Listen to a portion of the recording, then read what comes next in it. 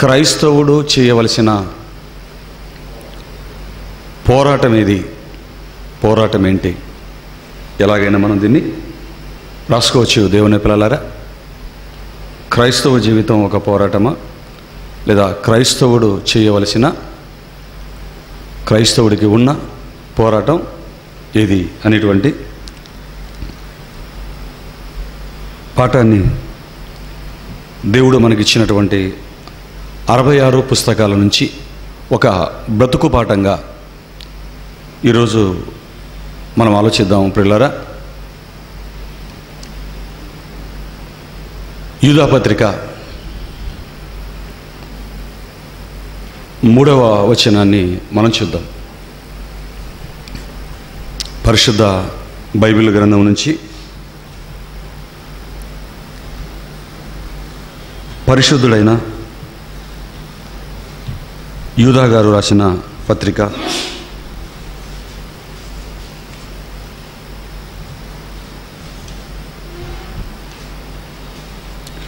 1వ అధ్యాయం ఉన్నది ఒకే అధ్యాయం కనుక 3వ వచనాన్ని ప్రకటన గ్రంథానికి మునుపు ఆ పుస్తకం ఉంటుంది. ప్రియులారా, కొన్ని వచనాలే ఉంటాయి, కానీ మహాజ్ఞానాన్ని ఇందులో దేవుడు రాయించాడు. ప్రియులారా, దయచేసి యూదాపత్రిక 1వ అధ్యాయం 3వ వచనాన్ని మనం చూడగలిగితే ఒక చక్కటి సంగతిని దేవుడు అక్కడ రాయించాడు. చూడండి. ప్రియులారా, మనకందరికీ కలిగేడు రక్షణను గూర్చి మీకు వ్రాయవలెనని విశేషాసక్తి గలవాడనై ప్రయత్నపడుచుండగా పరిశుద్ధులకు ఒక్కసారే అప్పగింపబడిన బోధ నిమిత్తము మీరు పోరాడవలెనని మిమ్మును వేడుకొనుచు మీకు వ్రాయవలసి వచ్చెను అన్నాడు. చాలండి. దేవుని పిల్లలారా, ఈ పత్రికను లేదా ఈ పత్రిక ఎప్పుడు వ్రాయబడింది అంటే క్రీస్తు శకం 66 నుండి 68వ సంవత్సరం ఈ మధ్యకాలంలో ఈ పత్రిక వ్రాయబడిందండి. 66 నుంచి 68 ఈ మధ్యకాలంలో లేదా ఈ సంవత్సరాల కాలంలో యూదా పత్రిక వ్రాయటం జరిగింది. ప్రియులారా, ఆలోచించండి. దీనిని ఎవరు రాశారు? ఇంతకు ఈ పత్రికని ఎవరు రాశారు అని మనం ఆలోచించగలిగితే క్రీస్తు సోదరుడైన యూదా గారు ఈ పత్రికను వ్రాయటం జరిగిందండి. చాలామంది యూదాలు బైబిల్లో కనబడతారు కదండి. మరి పాత నిబంధనలో యూదా గారి పేరు మొదలుకొని క్రొత్త నిబంధన వరకు చాలామంది యూదా గారు కనబడతారు. మరి ఎవరు రాశారు దీన్ని అని మనం ఆలోచించగలిగితే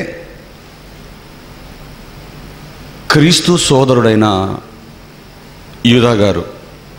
సోదరుడు అంటే మరలా ఏవేవో ఆలోచిస్తారేమో, కానీ క్రీస్తు తమ్ముడైన యూదా గారు రాశారు.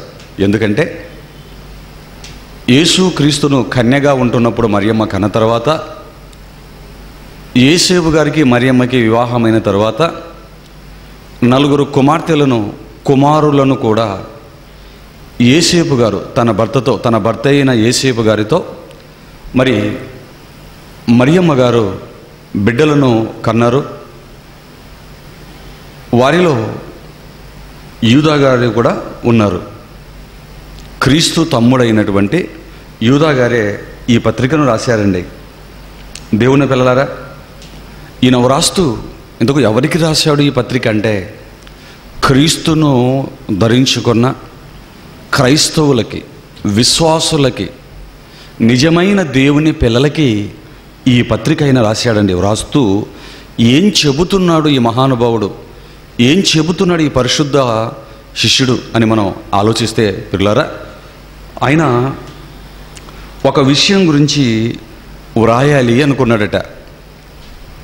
ఆ విషయాన్ని వ్రాస్తూ ఒక బాధ్యతను కూడా క్రీస్తును నమ్మిన క్రైస్తవులైన వారికి ఉన్నటువంటి ఒక బాధ్యతను కూడా విశేషముగా ఇక్కడ జ్ఞాపకము చేయటం మనం గమనించగలం. చూడండి పిల్లరా, ఎందుకంటే దేని గురించి ఈయన రాయాలనుకున్నాడు? మరొక మారు ఆ మాటను మనం చదవగలిగితే, ప్రియులారా, మనకందరికీ కలిగేడు రక్షణను గూర్చి మీకు రాయవలెనని విశేషాసక్తి గలవాడనై ప్రయత్నపడుచుండగా అన్నాడు. దేని గురించి యూదా గారు మనకు రాయాలని ఆసక్తి కలిగి ప్రయాసపడ్డాడటండి? మనకందరికీ కలిగేడు రక్షణ గురించి అన్నాడు. అంటే దేవుని పిల్లలైన వారికి రక్షణను గురించి వ్రాయాలి అని మొదట యూదా గారు అనుకున్నారట. దీని రాయటానికి, రక్షణను గురించి వ్రాయటానికి ఆసక్తి మాత్రమే కాదు, విశేషాసక్తి కలిగి వ్రాయటానికి ప్రయత్నిస్తుండగా, పూనుకుంటుండగా, ఏమండి, ఈయన వ్రాయాలి అనుకున్నది రక్షణను గురించి. రక్షణను గురించి వ్రాయాలి అనుకున్నాడు. వ్రాయాలనుకున్న దానిని విడిచిపెట్టి రక్షణ గురించి వ్రాయాలనుకుని రక్షణను గురించి వ్రాయకుండా విడిచిపెట్టి మరో సంగతి గురించి ఈయన మనకు రాశాడటండి.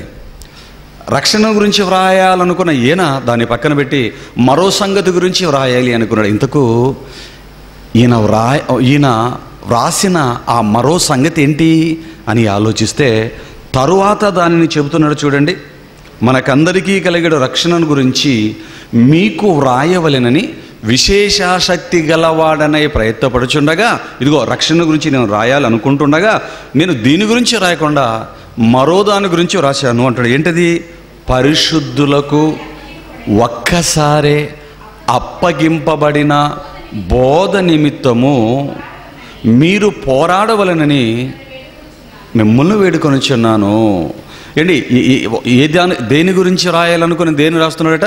రక్షణ గురించి వ్రాయాలనుకున్న ఈయన దాని గురించి వ్రాయకుండా దేని గురించి రాస్తున్నాడంటే బోధ గురించి వ్రాస్తున్నాడండి. ఆ వ్రాయటం కూడా ఏమని చెప్తున్నాడంటే పరిశుద్ధులకు ఒక్కసారే అప్పగింపబడిన బోధ అన్నాడు. చూడండి, పరిశుద్ధులకు ఒక్కసారే అప్పగింపబడిన బోధ నిమిత్తము అన్నాడు. చూడండి దేవుని పిల్లలారా, అంటే బోధ దేవుడు పరిశుద్ధులకు ఎన్నిసార్లు అప్పగించాడని బైబిల్ చెబుతోందండి? ఒక్కసారే అప్పగింపబడిన బోధ అన్నాడు. మాటి మాటికి అప్పగింపబడే బోధ అనలేదు. ఒక్కసారే అప్పగింపబడిన past tense, present continuous tense కాదు, ఫ్యూచర్ టెన్స్ కాదు. పరిశుద్ధులకు ఒక్కసారి అప్పగింపబడిన బోధ నిమిత్తం అన్నాడు. అంటే పరిశుద్ధులకు బోధ ఒక్కసారి అప్పగింపబడింది నాయన అన్నాడు. రక్షణ గురించి వ్రాయాలి అనుకున్న ఈయన బోధ గురించి ఎందుకు గుర్తుకు చేస్తున్నాడు? వ్రాస్తూ ఒక్క బోధ గురించి రాయకుండా పరిశుద్ధులకు ఒక్కసారే అప్పగింపబడిన బోధ అని మరలా నొక్కి ఎందుకు రాస్తున్నాడు? ఇవన్నీ మనకు అర్థం కావలేదు ఉన్న పిల్లరా. ఎందుకంటే అప్పటికే బోధ కాని బోధ, తప్పుడు బోధ, వాక్యానికి భిన్నమైన బోధ సమాజంలో పరిశుద్ధ సంఘంలో ప్రవేశించింది గనుక వ్రాయాలనుకున్న రక్షణను గురించిన సంగతులను ప్రక్కన పెట్టి ఇదిగో బోధ గురించి వ్రాయటానికి పూనుకున్నాడు. అప్పటికే బోధ స్వచ్ఛమైన దేవుడిచ్చిన బోధ కల్తీ అయిపోయింది. అందుకే నాయన ఈ బోధ కల్తీ అయిపోతుంది గనుక, సత్యానికి భిన్నమైన బోధ ప్రవేశించింది గనుక ఈ బోధ నిమిత్తము మీరేం చేయాలి అంటే క్రైస్తవులందరూ, మీరు అన్నాడు, క్రైస్తవులందరి భుజస్కంధాల మీద దేవుడు ఈయన ద్వారా పెడుతున్నటువంటి బాధ్యత అండి. పరిశుద్ధులకు ఒక్కసారి అప్పగింపబడిన బోధ నిమిత్తం మీరందరూ ఏం చేయాలి? పోరాడాలి అన్నాడు. చూడండి, అంటే క్రైస్తవుడైన తర్వాత క్రైస్తవుడికి ఉన్న పోరాటము గురించి ఇక్కడ యూదా గారు రాస్తున్నారండి. ఆలోచించండి దేవుని పిల్లలారా, క్రైస్తవుడికి ఉన్న పోరాటం, క్రైస్తవుడికి ఉన్న పోరాటాలు రెండు ఉన్నాయి పిల్లలారా, రెండు ఉన్నాయి. ఒకటి పరిశుద్ధతను నిలవబెట్టుకోవటానికి పాపముతో పోరాడటం. మన బ్రతుకులు మారాయి కదా, మార్చుకున్నాం కదా. మారిన బ్రతుకులను, తెచ్చుకున్న పరిశుద్ధతను నిలవబెట్టుకోవటానికి శరీరాశకు, నేత్రాశకు, జీవపు డంబానికి, శరీరానికి ఉన్నటువంటి అల్పమైన కోరికలకు, ఈ దురాశలకు వేటినైతే విడిచిపెట్టి మనం వచ్చామో వాటికి మరలా లొంగకుండా, వాటిలో మరలా పడిపోకుండా ఆలోచించండి పిల్లరా. మన పరిశుద్ధతను మనము నించోబెట్టుకోవాలి అంటే ఇదిగో శరీరాన్ని పరిశుద్ధంగా కాపాడుకోవాలి. ఈ శరీరంలో ఉన్న ప్రతి అవయవానికి పోరాడే భోగేచ్ఛలు ఉన్నాయి కనుక వాటితో పోరాటం ఒకటి క్రైస్తవుడికి ఉంది. ఇక రెండవది, క్రైస్తవుడికి ఉన్న రెండవ పోరాటమే బోధ నిమిత్తమైన పోరాటం అన్నాడు. చూడండి, దేవుడిచ్చిన సత్యబోధ, స్వచ్ఛమైన బోధ నిమిత్తమైన పోరాటం మీకు ఉంది. మీరు పోరాడండి నాయన అని ఉసిగొల్పుతున్నట్లుగా, రేపుతున్నట్లుగా ఇక్కడ మనకు అర్థమవుతుంది. దేవుని పిల్లలారా, ఈ పోరాటం మనకే కాదండి, అపోస్తలులకు ఇదే పోరాటం ఉన్నింది, ఇదే పోరాటాన్ని చేశారు. శిష్యులు ఇదే పోరాటాన్ని చేశారు. చివరికి జగద్రక్షకుడైన యేసు క్రీస్తు ప్రభుల వారికి కూడా ఈ పోరాటము తప్పలేదండి. క్రీస్తుకు కూడా ఈ పోరాటం తప్పలేదు. ఆయన భూమి మీద జీవించి ఉన్న 33.5 సంవత్సర కాలం అంతటిలో, ఈ 33.5 సంవత్సర కాలం అంతటిలో ఏమండి మనం ఆలోచించగలిగితే క్రీస్తు జీవితం అంతా కూడా బోధ నిమిత్తం పోరాడినట్లుగా మనం చూడగలం. 12 ఏళ్ల ప్రాయములోనే ఎక్కడ కూర్చుండి ఆయన వాదోపవాదాలు, ఉత్తర ప్రత్యుత్తరాలు చేసినట్లుగా మనం బైబిల్లో చదువుతాం. లూకాసు వార్తలో దేవాలయంలో బోధకుల మధ్య కూర్చుండి ఉత్తర ప్రత్యుత్తరాలు జరిపినట్లుగా మనము చూడగలం. ఉత్తర ప్రత్యుత్తరాలంటే అప్పటికే ఒక తప్పు బోధ వచ్చేసిందండి. అప్పటికే ఒక తప్పు బోధ వచ్చేసి సమాజం మధ్య ఏం జరిగిందంటే, ఆ తప్పుడు బోధ యాజకుల వల్ల, పరిసయ్యుల వల్ల, అబద్ధ బోధకుల వల్ల, అబద్ధ ప్రవక్తల వల్ల సమాజంలోకి ప్రవేశించి పరిస్థితి ఎంత దాకా వెళ్ళిందంటే, పరలోక రాజ్యంలోకి ఎవరూ ప్రవేశించకుండా మూసివేసినంత పీక్ లెవెల్కి ఆ బోధ వెళ్ళిపోయిందండి. మనుషుల ఎదుట పరలోక రాజ్యాన్నే, దేవుడు ఓపెన్ చేసినటువంటి పరలోక రాజ్యాన్ని వారు ప్రవేశించక, ఎవరిని ప్రవేశింపనివ్వకుండా ఏమండి మూసివేశారండి. అటువంటి పరిస్థితుల్లో యేసుక్రీస్తు వారు చాలా పోరాటం చేయవలసి వచ్చిందండి. అందుకేనండి దేవాలయంలోకి 12 ఏళ్ల ప్రాయంలోనే వెళ్ళి బోధకుల మధ్య కూర్చుండి ఏమండి వారిని ప్రశ్నిస్తున్నాడు. ఏం బోధిస్తున్నావయ్యా, ఏం బోధిస్తున్నారండి మీరు? ఇదిగో బైబిల్లో ఇలాగుంది, లేఖనాలలో ఇలాగుంది, ప్రవక్తలు ఇలా రాశారు, మీరేం బోధిస్తున్నారు? వ్రాయబడింది ఒకటైతే పారంపర్యాచారాలన్నిటిని కూడా రుద్దుతున్నారా మీరు? ఉత్తర ప్రత్యుత్తరాలకి ప్రశ్న ఆయనే వేస్తున్నాడు, సమాధానము ఆయనే చెబుతున్నాడు. ఆయన చెబుతున్నటువంటి సంగతులను చూసి ఆశ్చర్యపోయారండి ఆ కాలంలో ఉన్నటువంటి తలపండినటువంటి బోధకులు. ఆలోచించండి దేవుడిన పిల్లలారా, 12 ఏళ్ల ప్రాయములోనే బోధ నిమిత్తము పోరాటానికి తెరతీసిన మహానుభావుడే యేసుక్రీస్తు ప్రభులవారు. ప్రతిరోజు సువార్త ప్రకటన చేసేవాడండి. ప్రతిరోజు యేసుక్రీస్తు జీవితంలో బోధ నిమిత్తమైన పోరాటం మనకు కనబడుతుంది. పిల్లలారా ఆలోచించండి, ప్రజల మధ్యకు వచ్చేవాడు, ప్రజల మధ్యకు వచ్చి వాక్యాన్ని బోధించేవాడండి, సత్యాన్ని చెప్పేవాడండి. ఆయన సత్యాన్ని చెప్పి ముగించక మునుపే వెంటనే తగులుకునేవారండి ఆయనకి. శాస్త్రులు, పరిసయ్యులు, యాజకులు వారి దగ్గర నుంచి పంపబడిన వారు వెంటనే యేసుక్రీస్తు ప్రభుల వారిని ప్రశ్నలు అడిగేవారు, ప్రశ్నల వర్షం కురిపించేవారు. అదేంటి, ఇదేంటి, ఇలా చెప్పేవేంటి, ఎందుకు ఇలాగ మీరు మాట్లాడుతున్నారు? వెంటనే క్రీస్తును అడ్డగించటం, ఆయన చేస్తున్నటువంటి బోధకు అడ్డు చెప్పటం వారు చేసినట్లుగా మనం చూడగలం. ఆలోచించండి దేవుని పిల్లలారా, క్రీస్తు జీవితం అంతా కూడా అండి ఇదిగో బోధ నిమిత్తం పోరాటం చేసినట్లుగా మనం చూడగలం. ఎన్నో సంగతులు చెప్పేవాడండి, అడ్డగించేవారండి వారు. వెంటనే వారి నోర్లు మోయించేవాడు. పునరుత్థానం గురించి చెప్పగానే పునరుత్థానం లేదని చెప్పే సద్దూకయ్యులు అడ్డుపడేవారు, హేళన చేసేవారు, అవహేళన చేసేవారు, వారి నోరు మోయించేవాడండి. ఎన్నో మాటలండి, క్రీస్తు చెబుతున్న ప్రతి మాటని వారు అడ్డగించడమే. దేవాలయంలో బోధించిన, కొండల మీద బోధించిన, సముద్ర ఒడ్డున కూర్చొనబెట్టి బోధించిన, ఇంట్లో బోధించిన, వీధిలో బోధించిన, ఎక్కడ బోధించినా ఆయన అడ్డగించేవారండి.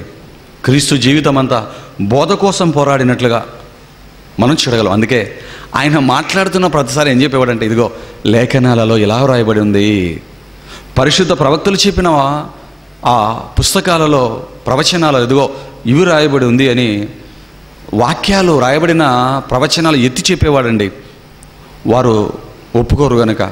ఆలోచించండి దేవుని పిల్లారా, ఇది క్రీస్తుకు ఒకరికే కాదండి, ఆయన నమ్మిన ప్రతి వ్యక్తికి ఈ పోరాటం ఉందండి.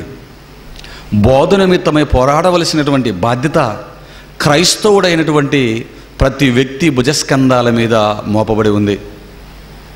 నువ్వు క్రైస్తవుడు అయ్యావు అంటే కాడి మీద చెయ్యి పెట్టావు, కాడిని నీ భుజస్కంధాల మీదకి వేసుకున్నావు. ఇలా కాడిని నీ భుజస్కంధాల మీదకి నువ్వు వేసుకున్నావంటే అదే సమయమందు రెండు బాధ్యతలు నీ మీదకి వచ్చాయి, నీ మీద ఉన్నాయి. ఏంటి ఆ రెండు బాధ్యతలు అని మనం ఆలోచిస్తే, ఒకటి సువార్త ప్రకటన, సత్యాన్ని లోక రక్షణార్థమై క్రీస్తుని గురించిన సువార్త ప్రకటించటం. రెండవది ప్రకటిస్తున్నటువంటి సత్యాన్ని కాదంటున్న వారిని, తప్పు అంటున్న వారిని నోర్లు మోయించటం, అసత్యాన్ని కూకటి వేర్లతో పెకిలించి వేయటం. ఒకటి సత్యాన్ని ప్రకటించటం, కాదని చెప్పినా లేదా తప్పుడు బోధలు ప్రవేశపెట్టినా ఆ అసత్యపు మాటలను కూకటి వేళ్లతో పెళ్ళగించి వేయటం. ఎందుకంటే మొదటి శతాబ్ద కాలానికే భిన్నమైన సువార్త వచ్చింది. అందుకే యూదా గారు సంఘాన్ని చూడగానే సత్యం కంటే అసత్యం చెప్పేవారు పెరిగిపోతే అప్పటికే అసత్యం వచ్చేసింది, గలిబిలి చేసే బోధకులు ప్రవేశించారు. అదే సందర్భం ఇదిగో ఒక పక్కనేమో యూదా గారు రాస్తున్నారు, అటుపక్కేమో అపోస్తులైన పౌలు గారు కూడా మాటికి దీని గురించి మాట్లాడుతున్నారు. మీకు తెలుసు, గలతీయులు రాసిన పత్రిక 1వ అధ్యాయం 6వ వచనంలో పౌలు గారు కూడా సంఘానికి పత్రిక రాస్తూ చెప్పిన మాట, భిన్నమైన సువార్త అంటాడు. భిన్నమైన సువార్త తట్టుకు మీరు ఇంత త్వరగా తిరిగిపోవట చూడగా అంటాడు. ఆలోచించండి దేవుని పిల్లలారా, ఆలోచించండి. ఎవరు రాసిన, పౌలు గారు రాసిన, యూదా గారు రాసిన, పేతురు గారు రాసిన, పరిశుద్ధులు అపోస్తులు ఎవరు పత్రికలు రాసిన ప్రతి పత్రికలో అబద్ధ బోధన గురించిన మాటలు మనకు కనబడతాయి. ఏమండి, ఈ మహానుభావులు రాసినటువంటి పత్రికలలో ఏమండి తప్పుడు బోధను గురించి వ్రాయబడిన పత్రిక ఒక్కటి చూపించండి. 1.5 పేజీలు ఒక పత్రికగా రాసినటువంటి, ఒకే అధ్యాయంగా రాసినటువంటి యూదా గారి మొదలుకొని 14 పత్రికలు సుదీర్ఘంగా రాసిన పౌలు మహాశయుడు వరకు వ్రాయబడిన ప్రతి పత్రికలో ఈ అబద్ధ బోధ గురించి జాగ్రత్తలు, వీటి గురించి సంగతులు మనకు కనబడతాయి. ఎందుకో తెలుసా పిల్లలారా?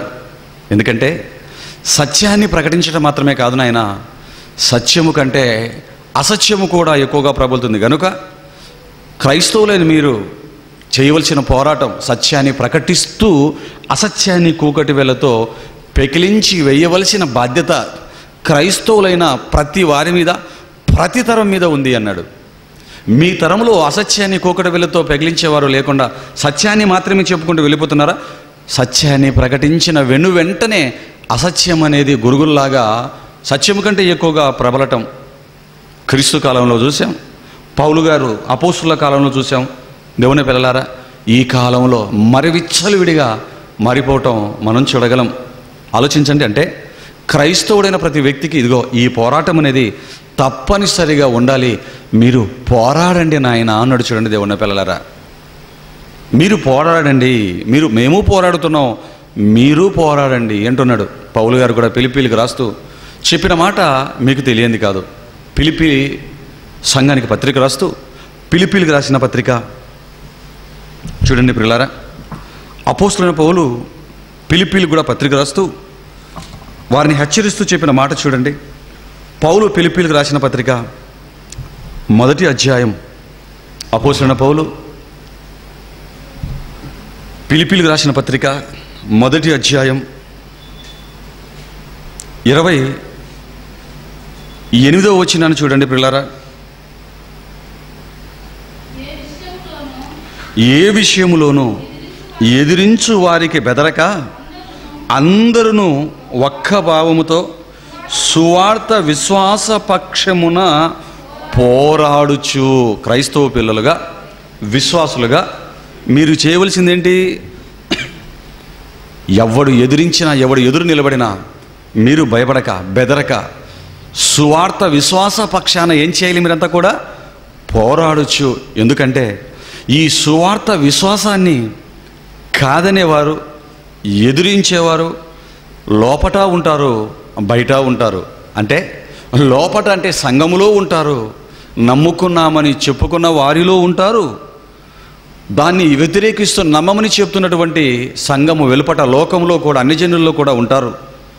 అందుకే లోపట పోరాటం ఉంది, మీకు బయట పోరాటం ఉంది నాయన. అందుకే మీరెవ్వరూ బెదరక సువార్త విశ్వాస పక్షమున పోరాడుచు ఒక్క భావముతో సువార్త విశ్వాస పక్షమున, చదివిందే మరలా చదువుతున్నారు, స్వార్థ విశ్వాస పక్షమున పోరాడుచు ఏక మనస్సు గలవారై నిలిచి ఉన్నారని నేను మిమ్ముల గురించి వినులాగా. మీరు ఎలాగా పోరాడాలంటే ఏకభావంతో సువార్త విశ్వాస పక్షమున పోరాడుతున్నారని నా ఆత్మీయ పిల్లలుగా, సంఘముగా మీ గురించి నేను వినాలి. మిమ్ముల గురించి నేను వినులాగునా మీరు క్రీస్తు సువార్తకు తగినట్లుగా ప్రవర్తించుడి. అట్లు మీరు బెదరకుండుట ఒకటి వాడికి నాశనం. మీరు బెదరకండి, మీరు ధైర్యంగా నిలబడండి. ఇలా సువార్త విశ్వాస పక్షాన మీరు ధైర్యంగా నిలబడితే ఏం జరుగుతుందంటే, అలా మీరు నిలబడటం వలన దీన్ని కాదనేవాడికి, దీన్ని తప్పుగా బోధించేవాడికి, ఒకటి దీనిని కాదనేవాడికి, రెండు దీన్ని తప్పుగా బోధించేవాడికి ఇదిగో ఏం జరుగుతుందంటే వారికి నాశనం, మీకు రక్షణ కలుగుతున్నట్లు, వారికి నాశనం మీకు రక్షణ కలుగునట్లు సూచన అయి ఉన్నది అన్నాడు. చూడండి పిల్లరా, 29 కూడా మీరు చూసినట్లయితే, ఎలయనగా మీరు నా యందు చూచినట్టు, నా యందు ఉన్నదని మీరు ఇప్పుడు వినుచున్నట్టు, నా యందు ఉన్నదని మీరు ఇప్పుడు వినుచున్నట్టు పోరాటము మీకును కలిగి ఉన్నందున అన్నాడు. చూడండి దేవుని పిల్లలారా, ఆలోచించండి. అంటే నా యందు ఉన్నదని మీరు ఇప్పుడు వినుచున్న పోరాటం అంటే, పౌలు గారు అప్పటికి పత్రిక రాసేటప్పటికి పోరాటములో ఉంటున్నట్లుగా, సువార్త విశ్వాస పక్షాన సత్యము కోసం పోరాడుతున్నట్లుగా మనం చూడగలం.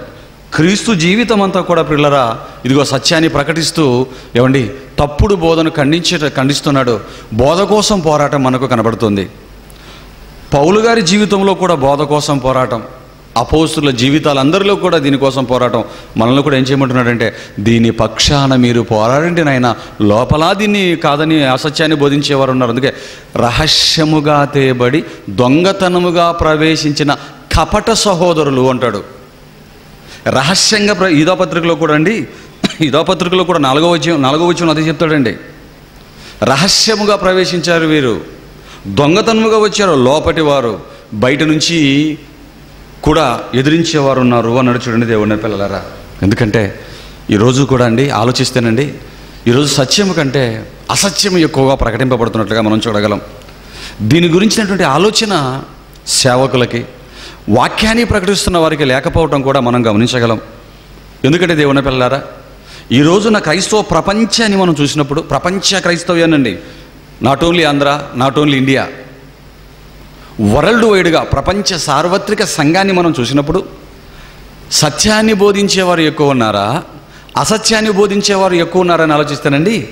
సత్యాన్ని బోధించేవారి కంటే అసత్యాన్ని బోధించేవారు చాలా ఎక్కువ ఉన్నట్లుగా మనం చూడగలం. తక్కువ మంది, చాలా తక్కువ సత్యాన్ని అర్థం చేసుకుని బోధించేవారు, అసత్యాన్ని బోధించేవారు ఎక్కువగా ఉన్నారు. ఎందుకు ఇది జరుగుతుందో తెలుసా అండి? సత్యాన్ని బోధించటము చాలా కష్టం, అసత్యాన్ని బోధించటం చాలా ఈజీ.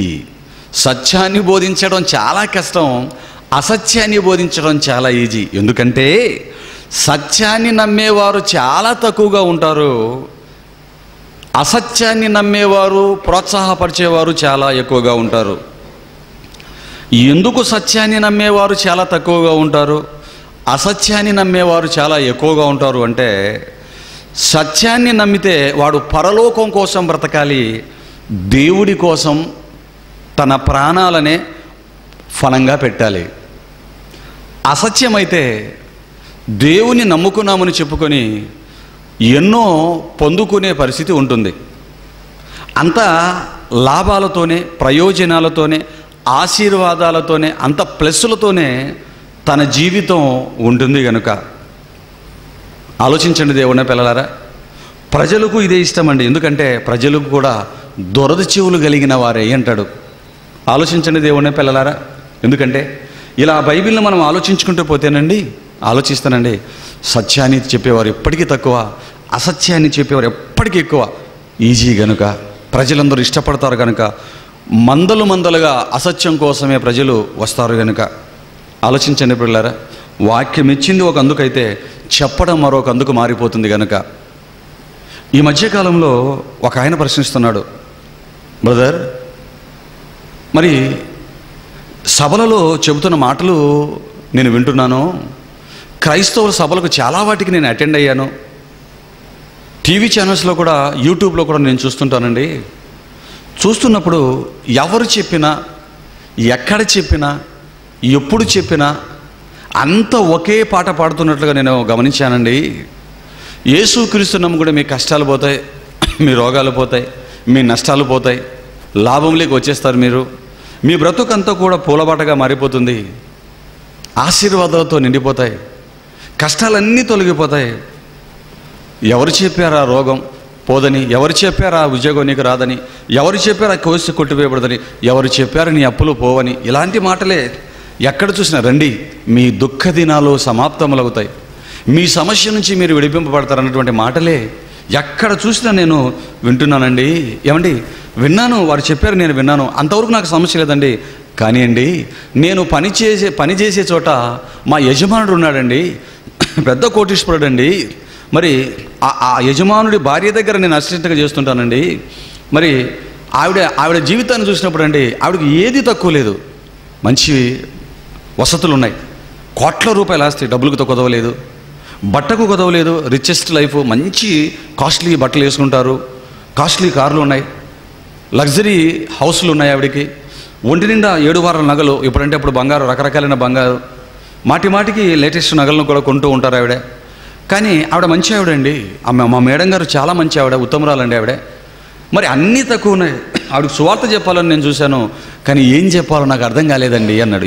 ఎందుకండి అంటే, ఆవిడకి ఏ రోగము లేదు, ఏ బాధ లేదు, ఏ అప్పు లేదు, ఏ కష్టము లేదు, ఏ నష్టము లేదు.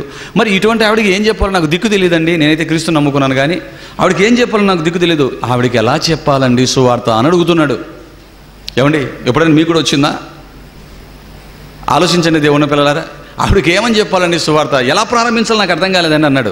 నిజంగా మీరు ఆలోచించండి దేవుని పిల్లలారా. క్రైస్తవ బోధకులు చేస్తున్న బోధలు, మన వాళ్ళు చేస్తున్న బోధలు మనం వింటున్నప్పుడు కాస్త మనసు పెట్టి ఆలోచించిన వారికి ఇది రాకపోదు. ఎప్పుడు బాధల గురించి, రోగాల గురించి, అప్పుల గురించి, ఉద్యోగాల గురించి, పెళ్లి పెటాకుల గురించి, పిల్లల గురించి ఎవరు ఎత్తుకున్న చివరికి వచ్చేసరికి ఆవుపాట ఉన్నట్లుగా చివరికి అదే ఉంటుంది కదా. మరి ఇప్పుడు అన్నీ ఉన్న వారికి ఏం చెప్పాలి, ఏ సమస్యలు లేని వారికి ఏం చెప్పాలి? తలపట్టుకున్నాడండి. ఏమండి, ఇప్పుడు ఏం చెప్పాలి చెప్పండి దేవుని పిల్లలారా. ఒక కన్ఫ్యూజన్ వస్తుంది చూడండి బోధలు విన్న తర్వాత, మన వారి బోధలు విన్న తర్వాత. కానీ దీనికి బైబిల్లో సమాధానం ఉందంటారా లేదంటారా? ఉందండి. దీనికి బైబిల్లో సమాధానం ఉంది దేవుని పిల్లలారా. నిన్న కూడా ఒక పాప హాస్పిటల్లో ఉంటే ఆ పాపను చూడడానికి వచ్చినటువంటి పాస్టర్ గారు ప్రార్థన చేస్తున్నారండి. నేను ఉన్నాను అక్కడ. గ్లూకోజ్ బాటిల్ పెట్టిన ఆయన నీ రక్తాన్ని గ్లూకోజ్లో కల్పించి, నీ రక్తాన్ని ఇదిగో ట్యాబ్లెట్స్ రూపంలో, నీ రక్తాన్ని ఇంజక్షన్ల రూపంలో అని ప్రార్థన చేస్తున్నారండి ఆయన. చాలా ఆశ్చర్యపోయానండి నేను. ఏమండి, యేసు క్రీస్తు రక్తం రోగాలను తీస్తుందా, పాపాలను తీస్తుందా? మన పాపాల నిమిత్తము, దోషముల నిమిత్తము శిలువలో రక్తాన్ని కార్చాడా? శరీరానికి కలిగే రోగాలు తీయటానికి రక్తాన్ని కార్చాడా? ఆత్మ కంటే పాపాల కోసం యేసుక్రీస్తు వారు తన రక్తాన్ని శిలువలో యవ్వన రక్తాన్ని చిందించాడే తప్ప రోగాలు తీసేయడానికి కాదు. యెషయా గ్రంథం 53వ అధ్యాయం చదువుకునండి పిల్లలు ఇంటికి వెళ్ళి. పాపాలు తీసేస్తుంది రక్తం, రోగాలను కాదు. ఆలోచించండి దేవుని పిల్లలారా. చాలాసార్లు మాట్లాడండి నేను దీని గురించి, అందుకే దీని గురించి మాటలు నేను చెప్పటం లేదు. కానీ గ్లూకోజ్ బాటిల్ పోనివు నాయనా, ఈ రోగం తీసేస్తుంది యేసుక్రీస్తు రక్తం, గ్లూకోజ్గా ఎక్కుతున్న యేసుక్రీస్తు రక్తం. ఇది సత్యమా అసత్యమా మీరు ఆలోచించండి. వాక్య విరోధమా, వాక్యానుకూలమైన ప్రార్థన, వాక్య విరోధమైన ప్రార్థన? చెప్పండి ప్రియులారా, ఏంటి చెప్పండి? ఈ మాటలన్నీ కూడా ఇలా వింటున్నప్పుడు మనం ఏం చేయాలి? సైలెంట్గా వచ్చేయడం కాదు ప్రియులారా, చెప్పాలి. చెప్పే బాధ్యత నీ మీద ఉంది. అదే పోరాటం అన్నాడు. అన్నీ చెబుతావు నువ్వు, ఇది మాత్రం సైలెంట్ అయిపోతారని క్రైస్తవులు బోధ దగ్గరికి వచ్చేసరికి. ఒకడు ఎవడైనా ప్లేట్లో అన్నం పెట్టుకొని ఎడమ చేతు తింటున్నాడు అనుకోండి, మనం ఏం చేస్తామండి? బాగా తిను నాన్న అంటమేటి. వెంటనే ఏం చేస్తాం? అరే ఎడమ చేయి పక్కన పెట్టు, కుడి చేయి పెట్టు అంటాం. చూడండి, ఏ ఎడమ చేతి తింటే వాడికి వచ్చే నష్టం ఏంటి? ఆలోచించండి. మనం చూస్తున్న ఎడమ చేతితో అన్నం తింటే రే చేయి పక్కన పెట్టేసి కుడి చేతి తిను, తప్పు అంటాడు ఫీలింగ్ ఇలా పెట్టి. ఆలోచించండి దేవుని పిల్లలారా. ఎడమ చేతి తిన్నంత మాత్రం వచ్చే నష్టమేమి ఉండదండి. కాకపోతే అలా చేయడం తప్పని వెంటనే ఖండించేస్తాడు. కానీ తింటే అబ్బబ్బు అంటే ఏమవుతుంది? ఏమి కాదు. మరి బోధ తప్పుగా జరిగితే ఆలోచించండి. ఏం చెప్పాలో తెలియని పరిస్థితి ఈరోజు క్రైస్తవ సమాజంలో నెలకొని ఉంది. ఏమండి, మరి అన్ని సకల సదుపాయాలు ఉన్న వారికి అవసరం లేదా వాక్యం? అందుకేనండి దేవుడు బైబిల్ని ఆలోచిస్తే దేవుని పిల్లలారా, రోగాల కోసం, జబ్బుల కోసం కాదండి వాక్యం.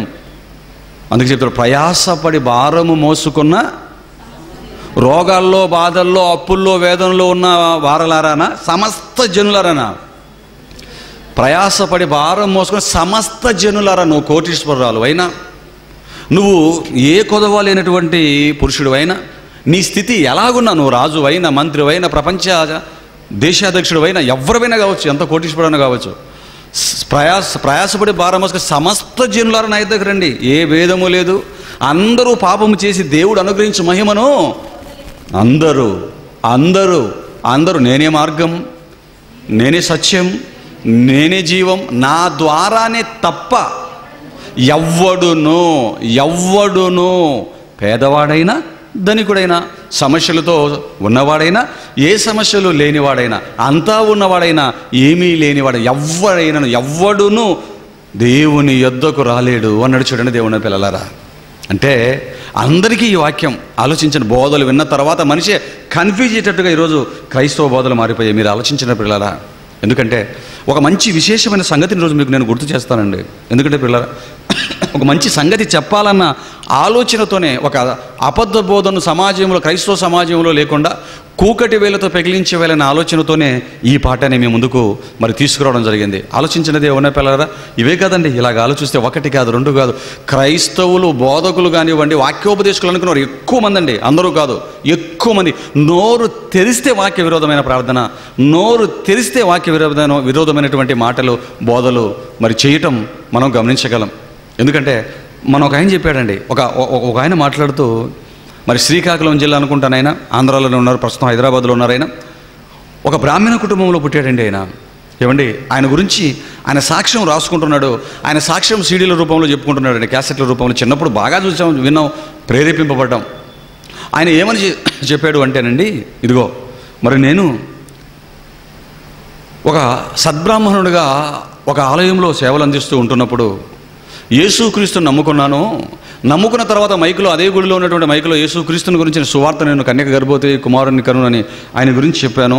మా వాళ్ళకి అది సరిపోక మా బ్రాహ్మణ వంశీయులందరూ కూడా నా దగ్గరికి వచ్చి నన్ను తిట్టారు, కొట్టారు. ఎంతటికీ వినకపోయేసరికి వాళ్ళు ఏం చేశారంటే, మా వాళ్ళందరూ కూడా నన్ను కొట్టేసి మరి గర్భాలయంలో నన్ను కాలు చేతులు కట్టేసి పడేశారండి. మరి పడేసిన తర్వాత నేను అలాగే ఉండిపోయాను. ఆ తర్వాత యేసుక్రీస్తు వారు మరి నా ముంగిట వచ్చారు, నా కట్ల నుంచి నన్ను విడిపించారండి, వీళ్ళు నా గురించి ప్రకటించని చెప్పారండి. అప్పటి నుంచి నేను క్రీస్తు సువార్థకుడుగా నేను మారిపోయానండి అని చెప్పినటువంటి ఒక ఆయన సాక్ష్యం గురించి మనకు తెలుసు. మీకు ఇప్పటికైనా అర్థమైంది ఆయన ఎవరో? పేరు చెప్పడం ఎందుకు లేదు, నేను మాట్లాడటం లేదండి. దేవుని పిల్లలు ఆయన జైలు కూడా వేసారండి. తర్వాత బ్రాహ్మణుని కింద పడేసి యేసుక్రీస్తు బొమ్మ పెట్టేటట్టుగా, ఒక సద్బ్రాహ్మణుని క్రీస్తు పాదాల చెంత యేసుక్రీస్తు ఉన్నట్లుగా బొమ్మ పెట్టడం. విద్యాసాగరరావు గారు బీజేపీ ప్రభుత్వంలో మినిస్టర్గా ఉంటున్నప్పుడు మరి ఆయన్ని అరెస్ట్ చేయించడం, జైలుకి రాజమండ్రి జైల్లో ఆయన కొన్ని నెలల పాటు ఉండటం, ఇదంతా మనకు తెలుసు. చాలామంది విన్న తర్వాత అయ్యో ఎంత బ్రాహ్మణుని ఆయన మారాడు అనుకున్నారండి. పిల్లరా, ఒక్క మాట, ఇదేదో కించపరచాలన్న ఆలోచనతో కాదు దేవుని పిల్లలారా, సత్యము తెలియచేయాలనేటువంటి మంచి ఆలోచనతో. మరి ఆయనను అలాగ వేయగానే యేసుక్రీస్తు వచ్చాడు అంటున్నారే, అంటే ఆయనను విడిపించడానికి సాక్షాత్తు యేసుక్రీస్తు ఎక్కడి నుంచి వచ్చాడు ఇక్కడికి? పరలోకం నుంచి భూమి మీదకి, ఆంధ్రాలో శ్రీకాకుళంలో ఎక్కడో ఆ గర్భాలయంలోకి వచ్చి ఆయన విడిపించాడు అని చెప్తున్నారు. మరి ఇది నిజంగా వాస్తవం అంటారా పిల్లరా? ఇది వాస్తవం అంటారా? మీరు ఆలోచించండి. ఎందుకంటే ఈయన కంటే ముందు చెరసాలకు వెళ్ళిన వాళ్ళు బైబిల్లో చాలామంది ఉన్నారా లేరా? ఒక వ్యక్తి చెరసాల్లో పడితే విడిపించడానికి యేసుక్రీస్తు లోకానికి వస్తాడా? ఎందుకంటే వీళ్ళందరికంటే ముందుగా ఒక ఆయన చెరసాలకు వెళ్ళాడు. ఆయనే అపోస్తులుడైన పేతురు గారు. ఆలోచించండి పిల్లరా. ఏంటి పేతురు గారు అంటే చిన్న వ్యక్తి కదండోయ్. పేతురు గారు అంటే ఎవరు? ఆయన మీదే సంఘాన్ని కడతాను నాయన పేతురు కేఫా, నువ్వు రాయు నాయన, నీ మీద నా సంఘాన్ని కడతాను, పరలోకపు రాజ్యం తాళపు చెవులుగో నీకు ఇచ్చేస్తాను నాయన అన్నాడు. చూడండి, తాళపు చెవులు ఇస్తాను నీకు నేను అని చెప్పినటువంటి గొప్ప వ్యక్తే పేతురు గారు. ప్రారంభ మెసేజ్తో 3,000 మందిని, తర్వాత మెసేజ్తో 5,000 మందిని ఉర్రూతలు ఊపాడండి. ఒక చేపలు పట్టుకునే జాలరుగా ఉంటూ దేవుడి మహాజ్ఞాన సంగతులు చెప్పి గొప్పవాడని ప్రారంభకుడండి. ఏమంటే మీరు ఆలోచించినది ఏమన్నా పిల్లలారా, అంత సంఘానికి ప్రాముఖ్యమైన ప్రారంభకుడైనటువంటి పేతురు గారు చెరసాల్లో ఉన్నాడండి. ఆయన చెరసాల్లో వేసినప్పుడు ఏమండి, ఆయన్ని విడిపించడానికి యేసుక్రీస్తు వచ్చాడా, దేవదూత వచ్చిందా? యేసుక్రీస్తు వచ్చాడండి? రాలేదండి. దేవదూతను, ఒక దేవదూత ప్రధాన దూత కూడా కాదండి. ఆ రోజు అక్కడికి వచ్చింది ప్రధాన దూత అయిన మికాయేలు కానీ, ప్రధాన దూత అయిన గాబ్రియల్ కానీ పేరు అక్కడ మెన్షన్ చేయలేదండి. ఒక దేవదూత అన్నాడండి. ఒక దేవదూత వచ్చిందండి. అంతటి మహానుభావుని, సంఘానికి అవసరమైన వాడు, అనేక సంఘాలను నెలకొల్పవలసినటువంటి రాయి లాంటి మహానుభావుడిని విడిపించడానికే క్రీస్తు రాలేదండి. ఒక దేవదూత వచ్చి విడిపించి వెళ్ళిపోయిందండి. ఆలోచించండి. ఇక పౌలు గారు ఉన్నారు. పౌలు గారి జ్ఞానం గురించి, ఆయన ప్రయాస గురించి మీకు చెప్పవసరం లేదు, చాలాసార్లు చెప్పాను కనుక. మరి పౌలు గారి బతుకును కూడా మీరు చూస్తేనండి, పుతోనోను దయ్యాన్ని వాళ్ళు వెలగొట్టేసిన తర్వాత తీసుకెళ్ళిపోయి బెత్తాలతో బాగా కొట్టేసి ఆ చెరసాలు వేసి బండతో బిగించేశారు కదండి. మరి అలా బిగించబడినప్పుడు ఏమైనా యేసుక్రీస్తు వచ్చాడండి పౌలు గారి దగ్గరికి? మహానుభావుడు అండి, ఎక్కువ పుస్తకాలు బైబిల్లో రాసిన వాడండి. అబద్ధ బోధను కూకటి వేలతో పెకిలించి అలాంటి వారికి ఊపునిచ్చినవాడు, ప్రేరణగా నిలబడినటువంటి మహాశయుడు అండి పౌలు గారు. ఏమండి, అంత గొప్ప మహానుభావుడైన పౌలు గారిని చెరసాలు వేస్తేనే యేసుక్రీస్తు రాలేదు. ఆ తర్వాత రోమ్కు ప్రయాణం చేసేటప్పుడు తన మరి సంఖ్యలతో బంధింపబడి 250 మందితో ఆ ఓడలో ప్రయాణం చేస్తూ వెళ్తున్నప్పుడు కూడా అండి, మరి భయంకరమైన పరిస్థితులు ఏర్పడి వాళ్ళు ఆహార పదార్థాలు పడేసి, ఓడ సామాగ్రి పడేసి గందరగోళం అయిపోతున్నాడు పౌలు గారు. ఇక బ్రతుకుతాడన్న ఆశ లేకుండా, సూర్యుడు కూడా కనిపించకుండా భయంకరమైన పరిస్థితులు ఉండిపోయారండి. అప్పుడైనా యేసుక్రీస్తు ఏమైనా వచ్చాడు ఓడలోకి? రానైనా భక్త పౌలు అని. అప్పుడు యేసుక్రీస్తు రాలేదు. పంపితే ఎవరిని పంపాడు? ఒక దేవదూత వచ్చిందండి. ఆలోచించండి దేవుని పిల్లలారా. పేతురు గారి లాంటి సంఘానికి అంత ఉపయోగమైన వ్యక్తికే క్రీస్తు రాలేదు, పౌలు గారికి క్రీస్తు రాలేదు. అసలు ఎవరైనా చెరసాల్లో పడినప్పుడు యేసుక్రీస్తు వచ్చి విడిపించిన సందర్భాలు ఉన్నాయా?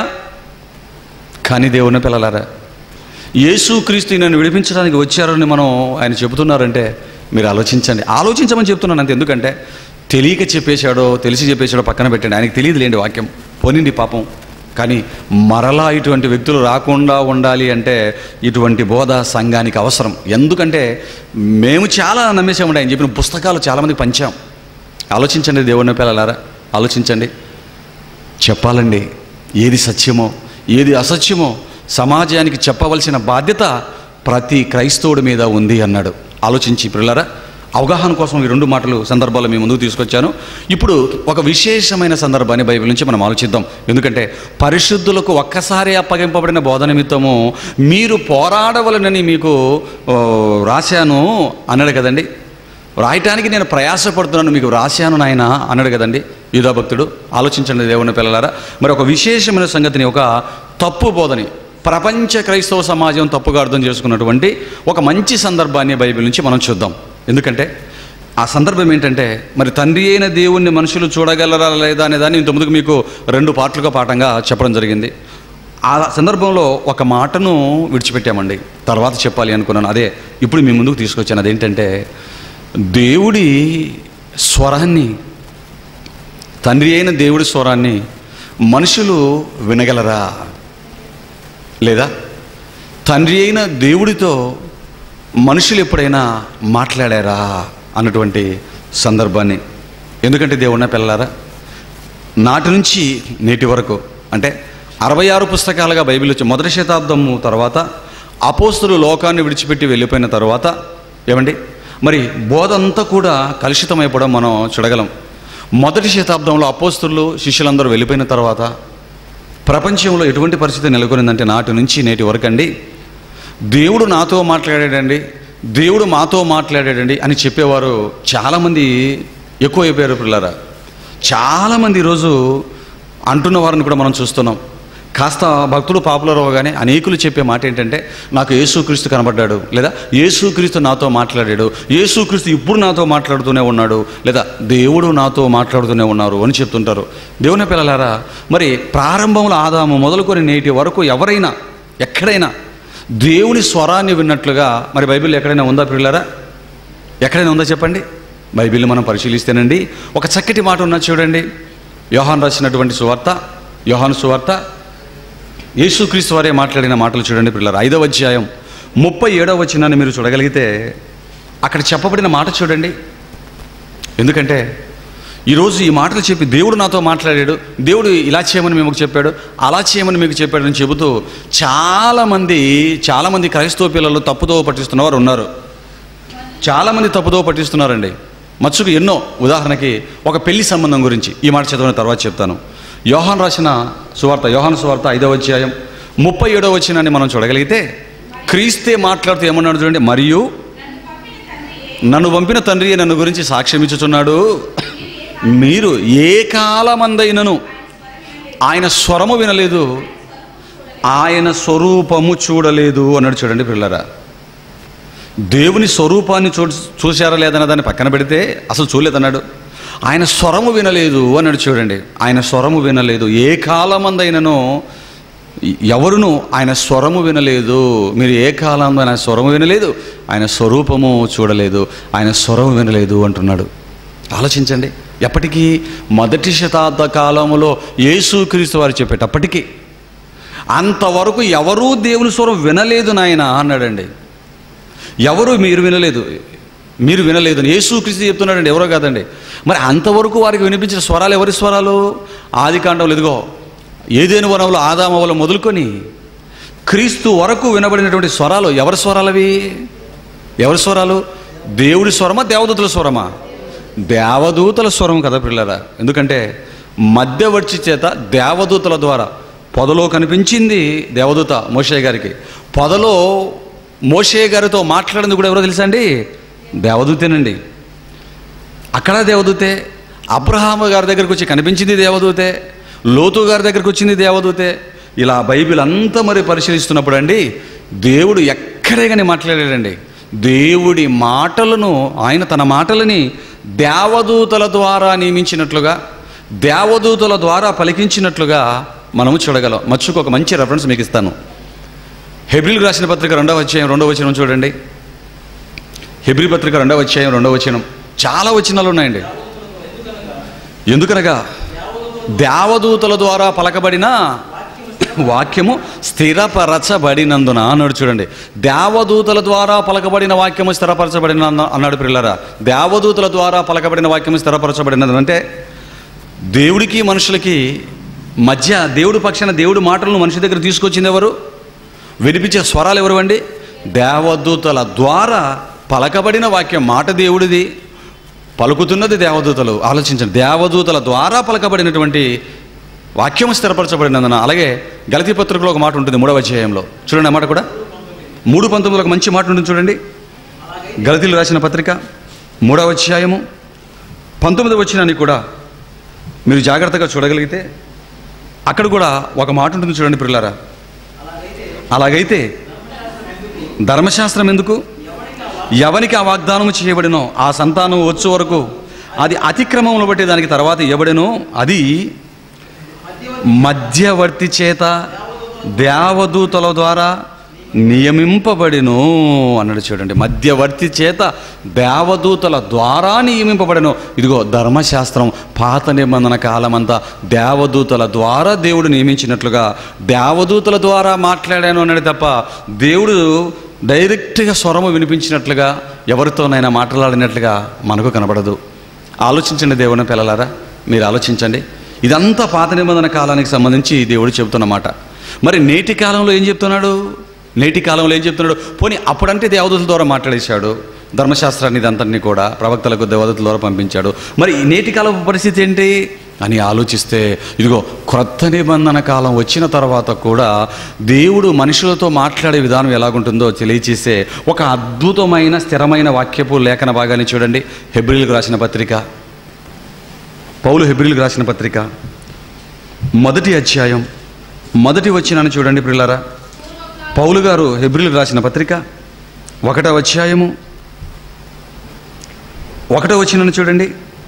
పూర్వకాలము నానా సమయములలోనూ నానా విధములుగాను ప్రవక్తల ద్వారా మన పితరులతో మాట్లాడిన దేవుడు. చూశారని చెప్తున్నాడు. పూర్వకాలమందు అంటే ఆ కాలానికి పూర్వమందు, పాత నిబంధన కాలంలో పూర్వకాలమందు ఎలా దేవుడు మాట్లాడాడంటే నానా సమయంలో, ఒక సమయంలో కాదు, నానా సమయములలో ఒక విధముగా కాదు, నానా విధములుగా మాట్లాడాడు. నానా విధములుగా ఎలా మాట్లాడాడు? ఎవరి ద్వారా మాట్లాడాడట? ప్రవక్తల ద్వారా మన పితరులతో మాట్లాడిన దేవుడు. డైరెక్ట్గా కాదు, ప్రవక్తల ద్వారా మాట్లాడాడు. వారికి బయలుపరచడం ద్వారా, వారికి దర్శనాలు ఇవ్వటము ద్వారా, వారికి కలలు ఇవ్వటము ద్వారా, వారి మనసులో ప్రేరేపించి బయలుపరచటం ద్వారా, ఇదిగో దేవదూతలను పంపటము ద్వారా, దేవదూతల ద్వారా తన వాక్కును అందించటం ద్వారా, ఇదిగో మన ప్రవక్తల ద్వారా మన పితరులతో మాట్లాడిన దేవుడు ఈ దినముల అంతమందు కుమారుని ద్వారా మనతో మాట్లాడాను. కుమారుని ద్వారా మనతో మాట్లాడాను. కుమారుని ద్వారా ఎవరా కుమారుడు? యేసు క్రీస్తు ద్వారా మనతో మాట్లాడానునా, మనతో మాట్లాడునునా? ఎందుకంటే టెన్స్ తెలియాలి. టెన్స్ తెలియకపోతే వాక్యం అంతా అపార్థమైపోతుంది. అందుకే ప్రవక్తలు సైతం ఏ కాలమును ఎట్టి కాలమును సూచించుచూ వచ్చినో పరిశోధించిరి అంటాడు. ఆలోచించిన దేవుని పిల్లలారా, ఇంతకు తన కుమారుని ద్వారా మాటలాడినునా, మాటలాడను. ఏ టెన్స్ ఇది? పాస్ట్ టెన్స్ అయిపోయింది. మాటలాడిను అంటే ఇక మాటలాడడు అని. ఆలోచించండి దేవుని పిల్లలారా, మాట్లాడేశాడు. ఇక కుమారుని ద్వారా కూడా మాట్లాడేశాడు. 1వ శతాబ్ద కాలానికే మాట్లాడడం ముగించడం జరిగింది. మరి మాట్లాడిన తర్వాత ఏం చేశాడు? 66 పుస్తకాలుగా వాక్యాన్ని స్థిరపరిచాడు. ఇంకా మీకు అదే హెబ్రీ పత్రిక 2వ అధ్యాయం 2వ వచనమే మరలా మీరు చదువుకోగలిగితే, ఎందుకనగా దేవదూతల ద్వారా పలకబడిన వాక్యము స్థిరపరచబడినందున అన్నాడు. చూడండి, ఒక్కసారి అప్పగింపబడిన బోధన నిమిత్తం 1వ శతాబ్ద కాలంలో ఒక్కసారి బోధన అప్పగించేశాడు. అప్పగింపచేసినప్పుడు ఈ బోధన అంతా ఏం చేశాడు? స్థిరపరచాడు. ఇక కదలకుండా, ఇది శాశ్వతం. స్థిరపరచాడు అంటే ఇక కదలది, ఇది ఇక శాశ్వతంగా దాన్ని ఫిక్స్ చేసాడని స్థిరపరిచాడు. చూడండి దేవుడు నా పిల్లరా, అందులో ఒకటి కలపడం కానీ అందులో ఒకటి తీసివేయడం కానీ ఉండదు అన్నాడు. ఇక నీకు ఏమైనా డౌట్ వస్తే, ఏ ప్రశ్న వచ్చినా, ఇదిగో ఈ 66 పుస్తకాలలో నీకు సమాధానం ఉంది. చదువుకొని నేర్చుకొని దాని ప్రకారం బ్రతికి పరలోకానికి వచ్చేయన అని చెప్పాడు. చూడండి దేవుడు నా పిల్లలారా. కానీ ఇదంతా ఇక్కడ ఉంటే మరలా ఏమని చెప్తున్నారు? ఇదిగో దేవుడు నాతో మాట్లాడాడు, యేసుక్రీస్తు ఆయనతో మాట్లాడాడు చెప్తుంటారండి. ముఖ్యంగా ఫెలోషిప్ల వాళ్ళు కూడా చాలా ఇదే బోధ చేస్తుంటారు. యేసుక్రీస్తు చెప్పుకుంటేనండి, ఇదిగో పలానాయన గడ్డం కూడా తీసుకోడండి. యేసుక్రీస్తు చెప్పుకుంటే ఆయన ఏ పని చేయడండి. ఆయన ప్రార్థన నుంచి లగమనేంత వరకు ఆయన ప్రార్థనలో ఉంటాడండి. మరలా కూర్చోమని చెప్పేంత వరకు మరలా కూర్చుంటాడండి. ఏది కావాలన్నా యేసుక్రీస్తుని అడుగుతాడండి. ఇలాంటి మాటలు భక్తులుగా చెప్పబడుతున్న వారి ద్వారా సంఘానికి అందేసరికి ఇలా ఫిక్స్ అయిపోయారు తప్ప వాక్యాన్ని చూసే వాళ్ళు ఎవరు చెప్పండి దేవుని పిల్లలారా. మీరు ఆలోచించండి. అందుకని ఇదిగో ఆయనకు దర్శనం ఇచ్చాడండి, ఆయనకు కలలో కనిపించాడండి, దర్శనంలో మాట్లాడాడండి, డైరెక్ట్గా మాట్లాడాడండి. ఎన్నో మాటలు ఈరోజు మనం క్రైస్తవ సమాజం మధ్య భక్తులను గొప్పవారుగా పిలువబడుతున్న వారి మధ్య కూడా వారి చేత మనం వింటున్నాం, వారు రాసిన పుస్తకాలు చదువుతున్నాం. ఇప్పటికీ యూట్యూబ్లో నెట్లో కూడా ఆ మాటలు మనం చూస్తున్నాం. ఏమండి ఇలాగ ఉంటుందని చెప్పే ఏమండి బోధ కోసం పోరాడుతున్నటువంటి అపోస్తలుడైన పౌలు గారు రాసినటువంటి ఒక మంచి మాటను చూడండి, స్థిరమైన మాటని. ఎఫెసీయులకు రాసిన పత్రిక 3వ అధ్యాయం 3వ వచనం 4వ వచనం చూడండి దేవుని పిల్లలారా. ఎందుకంటే ఈ కాలంలో దర్శనాల్లో చూసేవాళ్ళు ఎక్కువైపోయారు, మాకు దేవుడు బయలుపరిచాడని చెప్పేవాళ్ళు ఎక్కువైపోయారు, మాకు దేవుడు ప్రతిరోజు మాట్లాడుతూ చెబుతుంటాడని చెప్పేవాళ్ళు ఎక్కువైపోయారండి. అడిగేవారు లేక ఇదిగో ఇలాంటి మాటలు చెప్పి తప్పుడు బోధ చేసి చనిపోయి కాలం చేసిన వారు కొందరైతే, ఇప్పటికీ ఆ బోధ చేస్తున్నవారు కొందరైతే, మరణించి తప్పుడు బోధ చేసిన వ్యక్తులను పట్టుకొని ముందుకు వెళుతున్న వారు కూడా చాలామంది ఉన్నారు పిల్లరా. అందుకని అన్నాడు పోరాడండి నాయన అన్నాడు. చూడండి క్రైస్తవులందరినీ మీరు ఇదిగో ఒక్కసారి అప్పగింపబడిన బోధ నిమిత్తము పోరాడండి అన్నాడు. ఆలోచించండి దేవుని పిల్లలారా, ఆలోచించండి. ఎఫెసీయులకు రాసిన పత్రిక 3వ వచనం చూడండి. ఎట్లనగా క్రీస్తు మర్మము దేవదర్శనం ద్వారా నాకు తెలియపరచబడిన సంగతిని గూర్చి మునుపు సంక్షేపముగా నేను వ్రాసి తిని, మీరు దానిని చదివిన ఎడల దానిని బట్టి ఆ క్రీస్తు మర్మమును గూర్చి నాకు కలిగిన జ్ఞానము గ్రహించుకొనగలరు. పౌలు గారు రాస్తూ చెబుతున్న మాట, సంఘాన్ని ఉద్దేశించి రాస్తూ చెబుతున్న మాట, అబద్ధ బోధను ఖండించడానికి చెబుతున్నటువంటి పోరాటం చేస్తూ రాసిన మాట దేవుని పిల్లలారా. ఎందుకంటే అప్పుడు కూడా నాతో యేసుక్రీస్తు కనపడ్డాడు, యేసుక్రీస్తు నాతో మాట్లాడాడు, దేవుడు అది చేయమన్నాడు ఇది చేయమన్నాడు వాళ్ళు ఎక్కువైపోయారు. అందుకే పౌలు గారు చెప్తున్నారు ఇదిగోనైనా క్రీస్తు మర్మము దేవదర్శనం ద్వారా నాకు తెలియపరచబడింది. నేనేం చేశాను? నాకు దర్శనాల ద్వారా, క్రీస్తు దర్శనాల ద్వారా నాకు తెలియపరచబడిన క్రీస్తు మర్మాన్ని నేనేం చేశానంటే ఇదిగో 66 పుస్తకాలుగా ఇదిగో బైబిల్లో సంక్షేపముగా రాశాను. అంటే మీకేది కొదవ లేకుండా నిండుగా రాశాను అని, సంక్షేపముగా స్పష్టముగా, మరలా మీకు ఏ అవసరత లేకుండా దేవుడు నాకు బయలుపరిచి చెప్పిన మహాజ్ఞాన సంగతులు నేనేం చేశానంటే క్రీస్తు మర్మం అంతటి నేనేం చేశానంటే ఇదిగో నాకు దర్శనాల ద్వారా నాకు బయలుపరచబడింది, సంక్షేపంగా నేను రాశాను. ఇప్పుడు మీరేం చేయాలి? మరలా గదిలోకి వెళ్ళిపోయి పెళ్ళి ఎవరిని చేసుకోవాలి, ఇల్లు ఎక్కడ కట్టుకోవాలి, ఉద్యోగం ఎవరి దగ్గరికి వెళ్ళిపోవాలి, నాకు ఉద్యోగం వస్తుందా రాదా, ఇల్లు కట్టుకోవాలా వద్దా, ఇలాంటి ఆలోచనతో మీరు సతమతమవ్వకండి. ఇదిగో మీకు ఏ ప్రశ్నకు సమాధానం కావాలి అన్నా ఇదిగో నేను సంక్షేపముగా వ్రాసిన వాక్యాన్ని మీరు దాన్ని చదివిన ఎడల అన్నాడు. చూడండి దానిని బట్టి క్రీస్తు మర్మం మీరు తెలుసుకోగలరు, నాకున్న జ్ఞానం అంతా మీకు కూడా వచ్చేస్తుంది నాయన అన్నాడు. చూడండి దేవుని పిల్లలారా, ఎందుకంటే దర్శనాల పేరు చెప్పి గందరగోళం చేస్తున్నవారు ఎక్కువైపోయారండి ఈ కాలంలో దేవుని పిల్లలారా. ఎందుకంటే రీసెంట్గా అండి ఇదిగో పెళ్లి సంబంధాల గురించి ఈరోజు క్రైస్తవుల పరిస్థితి ఎలాగ మారిపోయిందంటే, ఒక వ్యక్తి మరో వ్యక్తిని పెళ్లి చేసుకోవాలి అంటే పరిస్థితి ఎలాగొచ్చిందంటే, ఇదిగో నాయన ఈ అమ్మాయి నీకు మేము సంబంధం చూసాం అమ్మ, ఈ అబ్బాయిని నీకు సంబంధం చూసామమ్మా, మరి వివాహము చేసుకోమ్మా అనగానే క్రైస్తవులు ఏ స్థితిలో ఇప్పుడు ఉన్నారంటేనండి, చాలామంది ఏమంటారో తెలుసా అండి, ఎక్కువ మంది అండి ఇప్పుడు ఏమంటున్నారంటే, మరి నేను ప్రార్థనలో కనిపెట్టి చూస్తానన్నయ్యా, దేవుడు నాకు దర్శనంలో ఎవరిని చూపిస్తే వారినే చేసుకుంటాను, ఈ అమ్మాయిని నాకు దర్శనంలో చూపిస్తే ఆ అమ్మాయిని నేను పెళ్లి చేసుకుంటానని చెప్పేవారు పొట్టలు ముఖ్యంగా ఈ ఫెలోషిప్లలో. ఇలాంటి బోధ, ఇలాంటి ఒక రకమైన భేద ఫెలోషిప్ నుంచి ప్రపంచ క్రైస్తవ్యానికి చీడ ప్రాకినట్లుగా అలాగ ప్రాకుతుందండి. పిల్లలు మీరు ఆలోచించండి, ఒక క్రైస్తవ బిడ్డ మరో క్రైస్తవ బిడ్డని పెళ్లి చేసుకోవాలి, ఒక పురుషుడు స్త్రీ పురుషుని పెళ్లి చేసుకోవాలి అంటే దాని గురించి దేవుడు బయలుపరుస్తాడా? ఎవరిని పెళ్లి చేసుకోవాలో దాని గురించి దేవుడు దర్శనంలో వచ్చి చెబుతాడండి? ఎందుకంటే ఇది చాలా ఉందండి. ఎందుకంటే రీసెంట్గా ఒక పాప కూడా ఇలాగే మాట్లాడుతుంది, అమ్మ పలానా అబ్బాయిని మీకు పెద్దవాళ్ళు సంబంధం చూస్తున్నారు, అబ్బాయి దేవుని నమ్ముకున్న బిడ్డే, దేవుడి సేవలో ఉన్న వ్యక్తే, మరి మ్యారేజ్ చేసుకోవడానికి నీకు ఏమైనా అభ్యంతరం ఏమన్నా ఇష్టమో లేదో చెప్పమంటే, అన్నయ్య నా ఇష్టం ఏమి లేదు, నేను ప్రార్థనలో పెట్టి చూస్తాను, దేవుడు దర్శనంలో ఎవరిని చేసుకోమంటే వారిని నేను చేసుకుంటాను అనేవారు ఉన్నారు. పిల్లరా కడపలో కూడా రీసెంట్గా ఒక మ్యారేజ్ జరిగిందండి. ఓ ఫెలోషిప్కి సంబంధించిన ఒక స్త్రీ, స్టేట్ బ్యాంకు పెద్ద ఎంప్లాయీ అండి ఆవిడ, బ్యాంక్ ఎంప్లాయీ ఆవిడ, కడపలో 52 సంవత్సరాలు వచ్చేంత వరకు పెళ్లి చేసుకోలేదండి ఆవిడ. ఈ అమ్మ పెళ్లి చేసుకోలేదు, ఎందుకు చేసుకోలేదు అని అడిగితే ఆవిడ చెప్పుకుంటూ వచ్చిన మాట ఏంటో తెలుసా? ఇంకా దేవుడు ఎవరిని నాకు చూపించలేదు అని. ఆవిడను చూసిన వాళ్ళు, ఆవిడ మాటలు విన్నోళ్ళు ఏమనుకుంటారు చెప్పండి? అబ్బా భక్తురాలు, అబ్బా దేవుడికి దగ్గరగా జీవిస్తున్నటువంటి మహానుభావురాలు అనుకునిరా? మరి బైబిల్ అదే చెప్పాడా? ఒక వ్యక్తి మరో వ్యక్తిని, క్రైస్తవ బిడ్డ మరో క్రైస్తవ బిడ్డను పెళ్లి చేసుకోవాలి అంటే దర్శనాలలో దేవుడు చెబుతాడా? కళల ద్వారా దేవుడు తెలియజేస్తాడా, లేకపోతే బయలుపరుస్తాడా ఎవరిని చేసుకోవాలో ఎవరిని చేసుకోకూడదో, ఈ సంబంధం కరెక్ట్ కదా దేవుడు వచ్చి చెప్తాడా మరలా నీకు? మరలా దేవుడు దర్శనంలో చూపిస్తారండి? ఆలోచించండి దేవుని పిల్లరా. ఇంతకు ఇది వాక్యానికి దగ్గరగా ఉన్నదా? వాక్యం దీనిని సపోర్ట్ చేసే మాటేనా? వాక్యానికి వ్యతిరేకమైన బోధ. ఎందుకంటే క్రైస్తవులైన తర్వాత ఎవరిని చేసుకోవాలో దేవుడు బైబిల్లో చెప్పాడా లేదా? చెప్పాడు. అందుకే అన్నాడు, మీరు దానిని చదివిన ఎడల ఇక దర్శనాలు చూపిస్తాడు, దేవుడు నాకు బయలుపరుస్తాడు, దేవుడు కళలో నాకు చెప్తాడని మీరు కాకమ్మ కథలు చెప్పుకోకండి నాయన. కళల ద్వారా, దర్శనాల ద్వారా, బయలుపరచటం ద్వారా దేవుడు తన సంగతులు చెప్పే సందర్భాలు, ఆ పరిస్థితులు, ఆ కాలము, ఆ పరిస్థితులన్నీ కూడా ముగించవేయబడ్డాయి. ఇక వాక్యాన్ని దేవుడు స్థిరపరిచాడు నాయన. ఇప్పుడు మీరు దాన్ని చదువుకోవాలి. దాన్ని చదువుకుంటే మీ ప్రతి ప్రశ్నకు సమాధానం దొరుకుతున్నాడు. దేవుని పిల్లలారా, క్రైస్తవ బిడ్డలారా, జాగ్రత్తగా మాటను మీరు ఆలోచించండి. ఒక క్రైస్తవ పురుషుడు మరో అమ్మాయిని చేసుకోవాలి అంటే ఏమంటే దేవుడు నిజంగా దర్శనాల ద్వారా వచ్చి చెబుతాడంటారా, లేకపోతే ఆల్రెడీ ముందే చెప్పేశాడంటారా? చెప్పేశాడు. క్రైస్తవుడు అయిన తర్వాత, క్రైస్తవ స్త్రీగా నువ్వు మారిన తర్వాత ఎవరిని ఎటువంటి వ్యక్తులు వివాహం చేసుకోవాలో దేవుడు బైబిల్లో చక్కగా వివరంగా రాయించాడండి. ఇందుకు క్రైస్తవ పురుషుడు ఎవరిని చేసుకోవాలని చెప్పాడు? ప్రభువునందున్న వాళ్ళని చేసుకోవాలన్నాడా, అన్యులు చేసుకోమన్నాడా? ప్రభువునందున్న వాళ్ళు ప్రభువునందు చేసుకోండి, విశ్వాసులు చేసుకోండి అంటున్నాడు. చూడండి మరి చూస్తారా, క్రైస్తవులైన తర్వాత ఎవరిని వివాహం చేసుకోవాలో చూస్తారా మీరు? కొరింథీయులకు రాసిన మొదటి పత్రిక 7వ అధ్యాయం. ఎందుకంటే ఈ క్వశ్చన్ మనకు వచ్చింది కాదు, ఈ క్వశ్చన్ మనం అడిగింది కాదు, మనకంటే ముందే ప్రారంభ సంఘాలలో ఉంటున్నటువంటి విశ్వాసులకు వచ్చిన క్వశ్చను.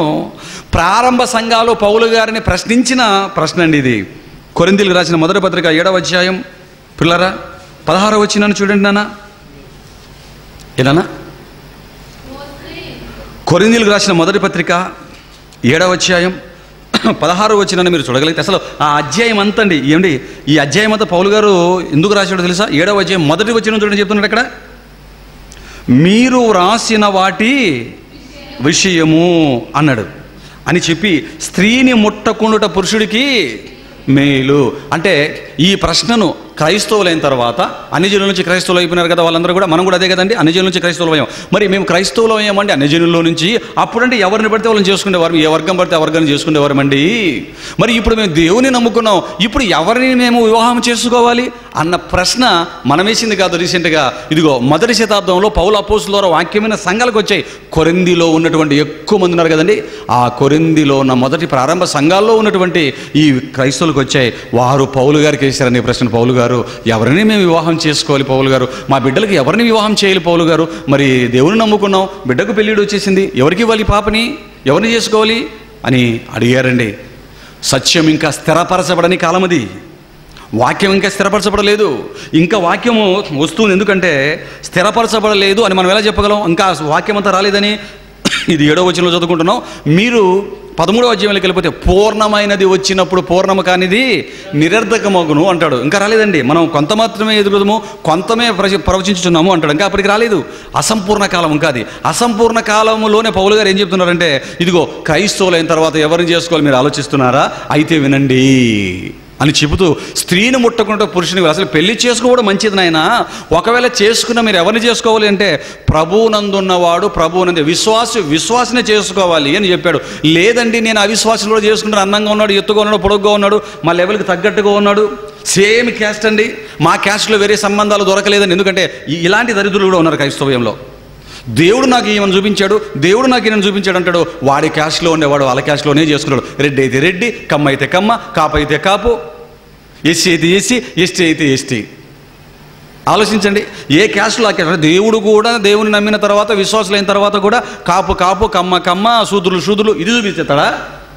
ఆలోచించండి దేవుడిన పిల్లరా. ఇదొకటి మరలా పెద్ద ఎత్తుగడ. చూడండి ఇలాంటి వాళ్ళంతా ఇలాగే చేసుకుంటుంటారండి. ఎంప్లాయీ కూలీలను చేసుకోడు, కూలీడు ఎంప్లాయీని చేసుకోడు, employees government employees same cadre అంతస్తు తగ్గకుండా చేసుకుంటుంటారు. అదా దేవుడు చూపించిన మ్యారేజీ, అదా దేవుడు చెప్పిన మ్యారేజీ. ఆలోచించిన దేవుడు పిల్లలారా, స్థాయిని చెప్పలేదు. నో క్యాస్ట్, స్థాయి లేదు, క్యాస్ట్ లేదు, అంతస్తు లేదు, హోదా లేదు, పేదవాడు లేదు, ధనికుడు లేదు. ఆలోచించిన దేవుడు పిల్లలారా, ఎత్తు లేదు, నలుపు లేదు, పర్సనాలిటీ గురించి ప్రస్తావన లేదు. వాక్యంలో ఉండాలి, దేవుని నమ్మిన వాడై ఉండాలి అన్నాడు. కిందికి వస్తే అవే చెప్తాడండి, విశ్వాసులు చేసుకోవాలి. లేదు నేను ఏదో మా క్యాస్ట్ బాగున్నాడు అది ఇదని చెప్పేసి ఏదో స్థాయి తగ్గట్టుగా అవిశ్వాసులకు వెళ్ళిపోయావా? అయితే 16వ వచనం ఏం చెప్పాడు చూడండి, ఓ స్త్రీ నీ భర్తను రక్షిస్తావో లేదో నీకు తెలుసా? నీకేమి తెలియను, నీకేమీ తెలియంటే నీకు తెలుసా అమ్మా? తర్వాత పురుషుడితో చెప్తాడు, ఓ పురుషుడా, నీ భార్యను రక్షించేదో లేదో నీకేం తెలియను అంటే ఎవరిని ప్రశ్నిస్తున్నాడు? వివాహము చేసుకుని పోయి యవ్వన బిడ్డలను ప్రశ్నిస్తున్నాడు. ఒకవేళ నేను అన్ని జనులను చేసుకుంటానంటావా? చేసుకున్న తర్వాత నువ్వు ఆ పాపను రక్షించగలుగుతావా? అన్నిలు చేసుకుంటా, అన్ని పురుషుని చేసుకుంటావా? అతను రక్షణలోకి తీసుకొస్తావా? చూడు, ఎవరు రీసెంట్గా జరిగినటువంటి మ్యారేజ్ ప్రణయ్ ఆయన మిస్సెస్ ఆవిడ అమృత సిస్టర్ అమృత, బ్రదర్ ప్రణయ్, వాడి గురించి మీరు ఆలోచించండి. ప్రణయ్ క్రైస్తవుడు అండి, ఒక అన్ని జనులకు వెళ్ళిపోయాడండి. ఒక క్రైస్తవుడు దేవుని నమ్ముకున్నవాడుగా ఉంటూ ఆయన సరైన వాక్యంలో లేనట్టున్నాడండి. నిజంగా వాక్యంలో ఉంటే పొర్రపాటు కూడా అమృతం చేసుకోడండి ఆయన. అదే మేము చెప్పాం క్రైస్తవులు, నాయన ప్రణయ్ అంటున్నారు, మంచిదే నాయన, దాన్ని మేము సమర్థిస్తాం. హత్యలు ఎవరు చేయకూడదు, ప్రేమ వివాహాలను అలాగా మర్డర్లు చేయకూడదు, ఎవడు ప్రోత్సహించడు. కానీ ప్రణయ్ చేసిన తప్పు ఏంటంటే నాయన, ఒక నిజమైన వాక్యంలో ఆయన సత్యంలో ఉన్నట్లయితే పొర్రపాటు కూడా అందం బాగుందనో, చిన్నప్పటి నుంచి ప్రేమించిందనో అన్నిలు చేసుకోండి నాయన, దేవుల్లో ఉన్నటువంటి బిడ్డకి వెళ్ళిపోతాను నాయన, ఇది మనవాడు తప్పు అవునా కాదా అని అడిగామండి. ఆలోచించినది ఎవరిన పిల్లలు, ఇదిగో ఇలాగ నువ్వు రూటు మార్చి వాక్యము తెలిసి తెలియకుండా కూడా నువ్వు మళ్ళీ పక్కకి వెళ్ళిపోయావు అనుకో, ఇలాంటి అనర్థాలు జరిగిపోతాయి, వాక్యానికి భిన్నంగా వెళ్ళిపోతాయి. అందుకే చెప్తున్నాడు, నువ్వు చేసుకుంటే నీ భర్తను రక్షిస్తావు లేదా? స్త్రీ, ఓ పురుషుడు నీ భార్యను రక్షిస్తావు లేదా? అన్నిలు చేసుకుంటానంటున్నావు అన్నాడంటే అన్ని జీవులను చేసుకోమన్నాడా వద్దంటున్నాడా? వద్దు నాయన అంటున్నాడు. అంటే మరి ఎవరిని చేసుకోవాలి? విశ్వాసులే. విశ్వాస గృహములకు చేరిన వారిని చేసుకోండి, సత్యంలో ఉన్నవారిని వివాహము చేసుకోండి అని దేవుడు చెప్పేశాడండి. ఇప్పుడు దేవుడు ఇంత క్లియర్ కట్గా అధ్యాయం అంతా రాయించాడు వివాహం గురించి. ఇంత అధ్యాయం రాయిస్తే మరల ఏం చేస్తున్నారు? దేవా నేను ఎవరిని చేసుకోవాలో దర్శనంలో చెప్పు, నాకు బయలుపరచు, కళల్లో చెప్పు అంటే ఇప్పుడు దేవుడు ఏం చేయాలి చెప్పండి? ఇక నేను ఏం చేయాలి దేవుడు ఇప్పుడు? ఇక అంటే నీకు వాక్యం వద్దా? వాక్యంలో రాయబడిన మాటలు వద్దా? అది తక్కువైందా? పనికిరాందా వాక్యం? చదువు అని అపోస్తులు చెప్తున్నారు. దాని చదువు ఒకటి కలపొద్దు, దాని బాగా సంక్షేపంగా రాశాను, దానిని మీరు చదివిన ఏడల మొత్తం అన్ని ప్రశ్నలకు సమాధానం ఉన్నాయని చెప్పి బైబిల్ ఘోషిస్తుంటే మరలా నువ్వు దేవుడు చెప్తాడని చెప్పేసి మరలా ఏదో ఒక బుక్ ఇలా తీసేస్తారండి. ఇలా తీసి, ఎందుకంటే దర్శనాల గురించి రాకపోతే మళ్ళీ ఏం చేస్తారంటే బైబిల్ తీసి ఏదో ఒక వచనం చదువుకొని చేసుకోమన్నాడు దేవుడు, ఫిక్స్ అవుతాడు. ముందే చెప్పాడు, నువ్వు పుట్టక ముందే, నేను పుట్టక మునిపే 2000 సంవత్సరాల క్రితమే చెప్పేశాడు. క్రైస్తవం ప్రవేశింపబడగానే భూమి మీదకి వచ్చిన వెంటనే ఎవరిని చేసుకోవాలో చెబుతుంటే నీకు మరలా ఎవరిని చేసుకోవాలో వచ్చి దేవుడు చెప్తాడా? నిన్ను గట్టేస్తే యేసుక్రీస్తు వస్తాడా నిన్ను విడిపించడానికి? అలా వస్తే రేపు వచ్చేది రెండవ రాకడ ఎలాగవుతుంది నాయన భూమి మీదకి? ఆలోచించండి దేవుడిని పిల్లలారా. చెప్పేశాడు కదండి. చెప్పేసిన తర్వాత మళ్ళీ దర్శనం ఉన్నట్టే, ఎవడు ప్రవేశపెట్టాడు ఈ బోధని?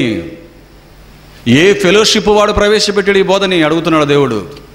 ఎవడు ప్రవేశపెట్టాడు రా నీకు?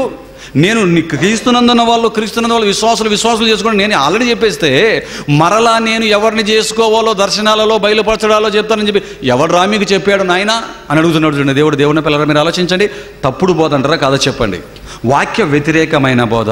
దీని అంతటికి కారణం ఏంటంటే నాకు దేవుడు నాతో మాట్లాడుతున్నాడు అని చెప్పటం వలన అతని బోధన సమర్థించుకోవడానికి ఇలాంటి వాటినన్నింటినీ నువ్వు ఈ గదిలోకి వెళ్ళి ప్రార్థన చేసుకో, నువ్వు ఈ గదిలోకి ప్రార్థన చేసుకో, నీకు ఎవరిని చూపించి వాళ్ళని చేసుకో. వాడేం చేసుకుంటాడు? ఎవరు అందంగా ఉంటే వాళ్ళని చూపించాడు అంటాడు, ఎవరు నచ్చితే వాళ్ళని చూపించాడు అంటాడు. కానీ బాగున్నోడు పొట్టిగా అందవిహీనంగా ఉన్న వాళ్ళని కోరుకుంటాడా? ఆలోచించండి దేవుడిన పిల్లరా, రేరుగా ఉంటారు అలాంటి వాళ్ళు. మీరు ఆలోచించండి దేవుడిన పిల్లరా, మీరు ఆలోచించండి. మనసుకు సంబంధించిన దాన్ని ఎక్కడ పెట్టి చెప్తున్నారో మీరు ఆలోచించండి. చిన్ని విషయాలు దేవుడి దగ్గరికి తీసుకెళ్తావా? చిన్ని విషయాలు కూడా నువ్వు ఎవరిని చేసుకోవాలో దేవుడు కనిపించి చెప్తాడా? ఓరే వాక్య జ్ఞానం లేనివాడా, వాక్య లోతులు తెలియనివాడా, దేవుని వాక్యం ఎంత గొప్పదో తెలుసా సంగమా? దేవుని వాక్యం ఎంత గొప్పదో తెలుసా? హెబ్రీ పత్రిక 1:1 చదివితే సంతోషం వేసిస్తుందండి. ఏం చెప్పాడు అక్కడ? పూర్వకాలమందు నానా సమయములలో నానా విధములుగా ప్రవక్తల ద్వారా మన పితరులతో మాట్లాడిన దేవుడు. అన్ని సమయాల్లో కాదు, అన్ని సందర్భాల్లో కాదు, అన్ని విధములుగా కాదు, నానా సమయాల్లో నానా విధములుగా, నానా సమయాలలో కంటిన్యూగా కాదు, అప్పుడప్పుడు ఒక అబ్రహాంతో, ఒక మోషే గారితో, ఒక యాకోబు గారితో, ఒక దానియేలుతో, ఒక దావీదుతో, ఒక ప్రవక్త నాతానుతో, ఒక సమూయేలుతో. మీరు ఆలోచించండి దేవుని పిల్లలారా, మధ్యకాలాలు 100 సంవత్సరాలు, మధ్యకాలాలు 10 సంవత్సరాలు, నానా సమయములలో నానా విధములుగా అనగానే రోజు మాట్లాడేసాడు అనుకుంటున్నావా? అబ్రహాం గారికి దేవుడు వాక్కు ప్రత్యక్షమే అరుదు, కష్టం. రోజు మాట్లాడేవాడు కాదు, అవసరమైనప్పుడు సంవత్సరాలు దశాబ్దాలు పట్టేవి ఆ మాటలు మాట్లాడడానికే. జీవిత కాలాలు కట్ అయిపోయాయి. అబ్రహాము తర్వాత చాలా కాలం మరలా మోషే గారు, చాలా కాలం మరలా ఇర్మియా గారు, చాలా కాలం మరలా దానియేలు గారు, చాలా కాలం మరలా బైబిల్లో ఉంటే మరో ప్రవక్త, చిన్న ప్రవక్తలు, పెద్ద ప్రవక్తలు, ఎంతకాలం 10 సంవత్సరాలు, 100 సంవత్సరాలు పట్టింది కదండి. మలాకి దగ్గరికి రాగానే చెబుతాడు, మలాకి దగ్గర స్టాప్ అయిపోయిందండి దేవుని వాక్కు. మత్తయి సువార్త యేసు క్రీస్తు వారు వచ్చేంత వరకు లేదు. అందుకే లూకా సువార్తలో మాట్లాడుతూ చెబుతాడు, ఆ కాలమందు యెహోవా వాక్కు ప్రత్యక్షం ఒకటి బహు అరుదైపోయిందండి. 400 సంవత్సరాలు సైలెంట్ పీరియడ్, డార్క్ పీరియడ్ అంటాడు దాన్ని. 400 సంవత్సరాలు యెహోవా వాక్కు, దేవుడి మాట మనుషులకు ప్రత్యక్షం అవ్వలేదండి. ఆలోచించండి దేవుని పిల్లలారా, నానా సమయంలో నానా విధాలుగా అప్పుడప్పుడు శతాబ్దాలు బట్టి ఆయన మాటలు రావాలి అంటే అదృశ్యం ఎక్కడుంది చెప్పండి మాట్లాడడానికి? ఒరే పిచ్చాడు, మన వాళ్ళు ఏమనుకుంటున్నారంటే అదే గొప్పది. నాయనా నాకు దర్శనంలో కనిపించు, నాయనా కళ్ళలో ఏదైనా చెప్పు, నాయనా ఏదైనా బయలుపరచు, నీ స్వరం వినిపించు, నా ముందుకు రా.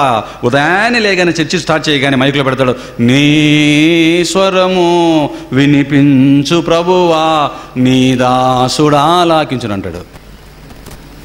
మరి బైబిల్ ఏముంది? బైబిల్లో దేవుడి స్వరము, బైబిల్లో ఉన్నది ఎవరి స్వరము? ఇది అర్థం కాదు. మైకు పెట్టి దద్దరకనే వాపుకుంటూ పడతాడు. నీ స్వరం వినిపించు ప్రభువా, నీ దాసుడు ఆలకించునని. మరలా ఉదయము నా లేచి నీ స్వరము వినుట నాకు ఎంతో మా దూరం, దినమంతటి కొరకు నన్ను సిద్ధపరచు. వీడు సిద్ధపడ్డు. ఆయన వచ్చి నీకు నిక్కరేసి షెడ్డీ కట్టి నీకు పైన సట్టేసి గుండెలు పెట్టి పౌడర్ కొట్టి నిన్ను మేకప్ చేస్తాడు. దినమంతటి కోసం నిన్ను సిద్ధపరుస్తాడు. మరి నువ్వేం చేస్తావు? ఫుడ్ మాత్రం వేసుకుంటావు లోపల, మీ ఆవిడ సిద్ధపరిచిన ఫుడ్ లోపల వేసేస్తావా? ఆలోచించినది ఏమన్నా పిల్లల, ఏమి పాటలు, ఏమి మాటలు, వాక్య విరోధమైన మాటలు, వాక్య విరోధమైన పాటలు, వాక్య విరోధమైన బోధలు. ఏం చెప్పమంటారు చెప్పండి? పరిశుద్ధులకు ఒక్కసారి అప్పగింపబడిన బోధ నిమిత్తం పోరాడండి. తీతుపత్రికలు అంటాడు, వారి నోళ్ళు మూయింపవలను, అజ్ఞానముగా మాట్లాడు మూర్ఖుల నోర్లు మూయించుట, వాడు లోపల వాడైనా బయట వాడైనా పోరాడండి నాయన అంటాడు. చూడండి దేవుడిని పిల్లలు, ఎందుకు ఇంతగా రాశాడు? ఎందుకు ఇంతగా చేశాడు? యేసుక్రీస్తు జీవితం అంతా పోరాటం, పౌలు అపోస్తుల జీవితాలు పోరాటాలు. క్రైస్తవుడి జీవితంలో ఏ పోరాటం ఉంది?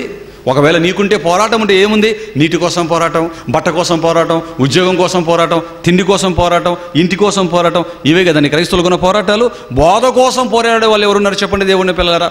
దేవుని వాక్యం కోసం, సత్యం కోసం పోరాడే వాళ్ళు ఎవరున్నారు చెప్పండి? అసలు ఇలాంటి ప్రసంగాలు ఎక్కడున్నాయి చెప్పండి? ఆలోచించండి. నీ స్వరం వినిపించు ప్రభు, నీ దాసుడు ఆలకించు. నువ్వు ఆలకిస్తావా? మరి బైబిల్లోనేది ఎవరి స్వరం రా బాబు? ఈ పాట రాసినోడికి అసలు మతి ఉందంటారా? వాక్యం తెలిసే రాశాడు అంటారా? ఆలోచించండి పిల్లరా. అప్పుడప్పుడు కనిపించేవాడు, యెహోవా వాక్కు ప్రత్యక్షం కూడా బహు అరుదు. ఆలోచించండి. ఏమండి, అరుదుగా అప్పుడప్పుడు నానా సమయంలో నానా విధములుగా మన పితరులతో మాట్లాడిన దేవుడు ఈ దినములు అంతమంది తన కుమారుని ద్వారా మనతో మాటలాడెను. ఇక ఎంత అదృష్టం నీకు తెచ్చిపెట్టాడు అంటే, తన కుమారుని ద్వారా మనతో మాటలాడెను. ఎంత అదృష్టమైన పదం అంటే, ఎంత గొప్ప పదం అంటే, ఇదిగో ఇప్పుడు దేవుడు నీకు ఇచ్చిన అవకాశం. బైబిల్ ఓపెన్ చేస్తే మాట్లాడతాడు. నువ్వు ఓపెన్ చేస్తే మరలా ఓపెన్ చేస్తే మాట్లాడతాడు. మరలా ఇక్కడొక పెంట ఉంది, ఇక్కడొక పెంట. అదేంటి? ఈ వాక్యం ద్వారా దేవుడు నాతో మాట్లాడాడు బ్రదర్, ఈ వాక్యం ద్వారా నాతో దేవుడు మాట్లాడాడు సిస్టర్. ఇదొక కుర్చీ టోపీ వేస్తాడు మనకి ఇటు, మళ్ళా ఇదొక టోపీ. అలాంటి వాళ్ళకి చెప్తున్నామండి, అలా మాట్లాడు. ఈ వాక్యం చూపించి యెహోవా చేత ఆశీర్వదింపబడ లోబనికి రమ్ము, బయట నిలవనేలని ఇంట్లోకి వెళ్ళమన్నాడు, ఇల్లు కట్టుకున్నాను బ్రదర్ అంటాడు. అది ఎవరి గురించి చెప్పాడు? చర్చిలోకి లోపలికి రమ్మడానికి అబ్రహాం గారి యొక్క దాసుడితో ఆమె రెబెకా గారి నాన్న చెప్పిన మాట. ఎవరు చెప్తున్న మాటలు? ఆలోచించిన దేవుని పిల్లరా. ఎవరు చెప్పిన మాటలు ఇచ్చి నీకు అప్లై చేసుకుంటావు పెట్టి? సారం. 66 పుస్తకాలు చదువు, ఆ సారంలోనే మొత్తం మన ప్రశ్నలకి సమాధానం దొరుకుతుంది. ఆలోచించండి. ఈరోజు దేవుడు మాట్లాడాడు నాతో, ఆ విషయం చెప్పాడు, ఈ విషయం చెప్పాడు అంటున్నాడు. అసలు దేవుడు మాట్లాడు దేవా, నీ స్వరం వినిపించు ప్రభువా, నాతో మాట్లాడు ప్రభువా, నువ్వే మాట్లాడవయ్యా, నేను మాట్లాడను అని. ఆయనే మాట్లాడాలి నీతో, నువ్వు మాట్లాడక ఆయనతో. పాటలు చూడండి దేవుని పిల్లరా, నాతో మాట్లాడు ప్రభువా, నువ్వే మాట్లాడవయ్యా, నేను మాత్రం సైలెంట్గా ఉంటే నువ్వు మాట్లాడుకో, వాక్కో అని. నువ్వు ఆగు, నేను అటు వెళ్ళిపోతాను అని. ఆలోచించండి. మాట్లాడతాడా? మాట్లాడు ప్రభు అంటున్నావే, మాటలాడేను అన్న వాక్యం తెలుసా నీకు నాయన భక్త? ఆలోచించండి దేవుని పిల్లలారా. పరిశుద్ధులకు ఒక్కసారి అప్పగింపబడిన బోధ నిమిత్తం, బోధ చెప్పేశాడు, మనతో మాటలాడెను అంటే ఇప్పుడు పరిస్థితి ఎలాగుంది? ప్రవక్తల కంటే, అపోస్తలుల కంటే, పాత నిబంధనలో భక్తులందరికంటే, ఇంకా బాగా చెప్పాలంటే ఆదాము కంటే, అబ్రహాము కంటే, ఇస్సాకు కంటే, యాకోబు కంటే, మోషే కంటే, దావీదు కంటే, దానియేలు కంటే ఎవరు అదృష్టవంతులో తెలుసా? ఎవరిని దేవుడు వారికంటే ఎక్కువగా ప్రేమిస్తున్నాడో తెలుసా?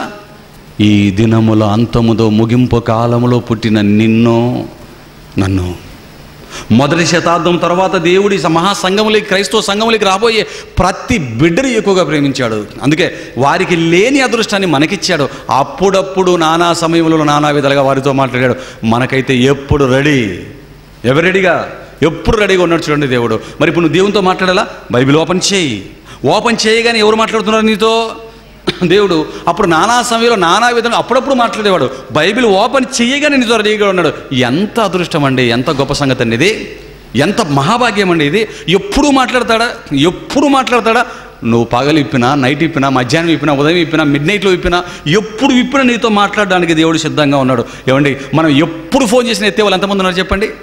ఎప్పుడు ఫోన్ కాల్ కొట్టినా ఎత్తేవాళ్ళు ఎంతమంది ఉన్నారు చెప్పండి?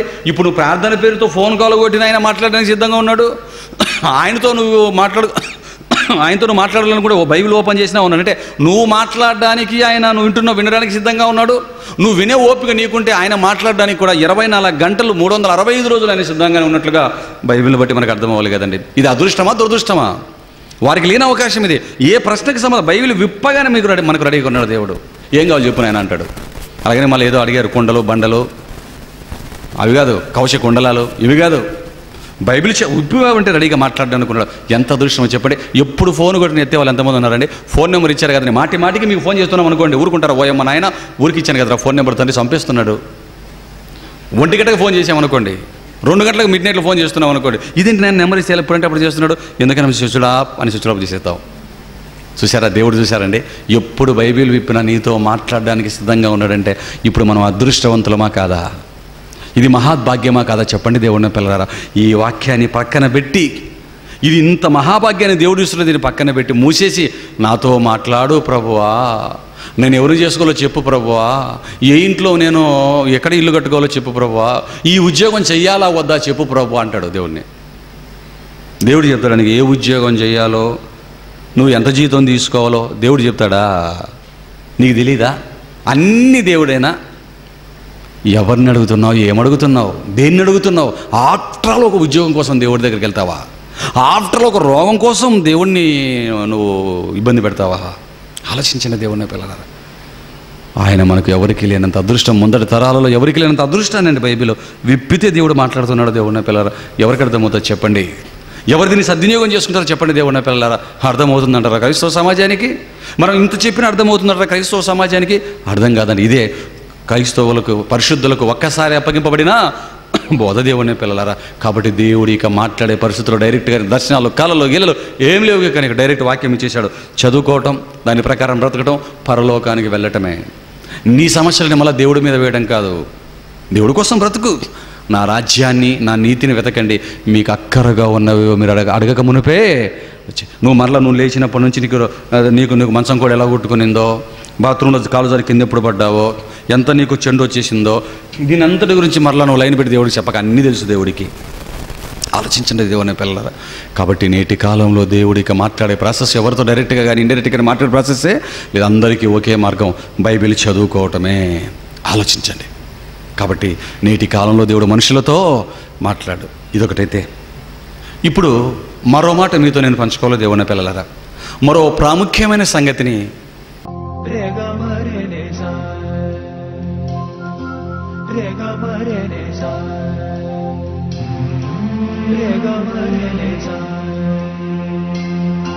Rega mare nesa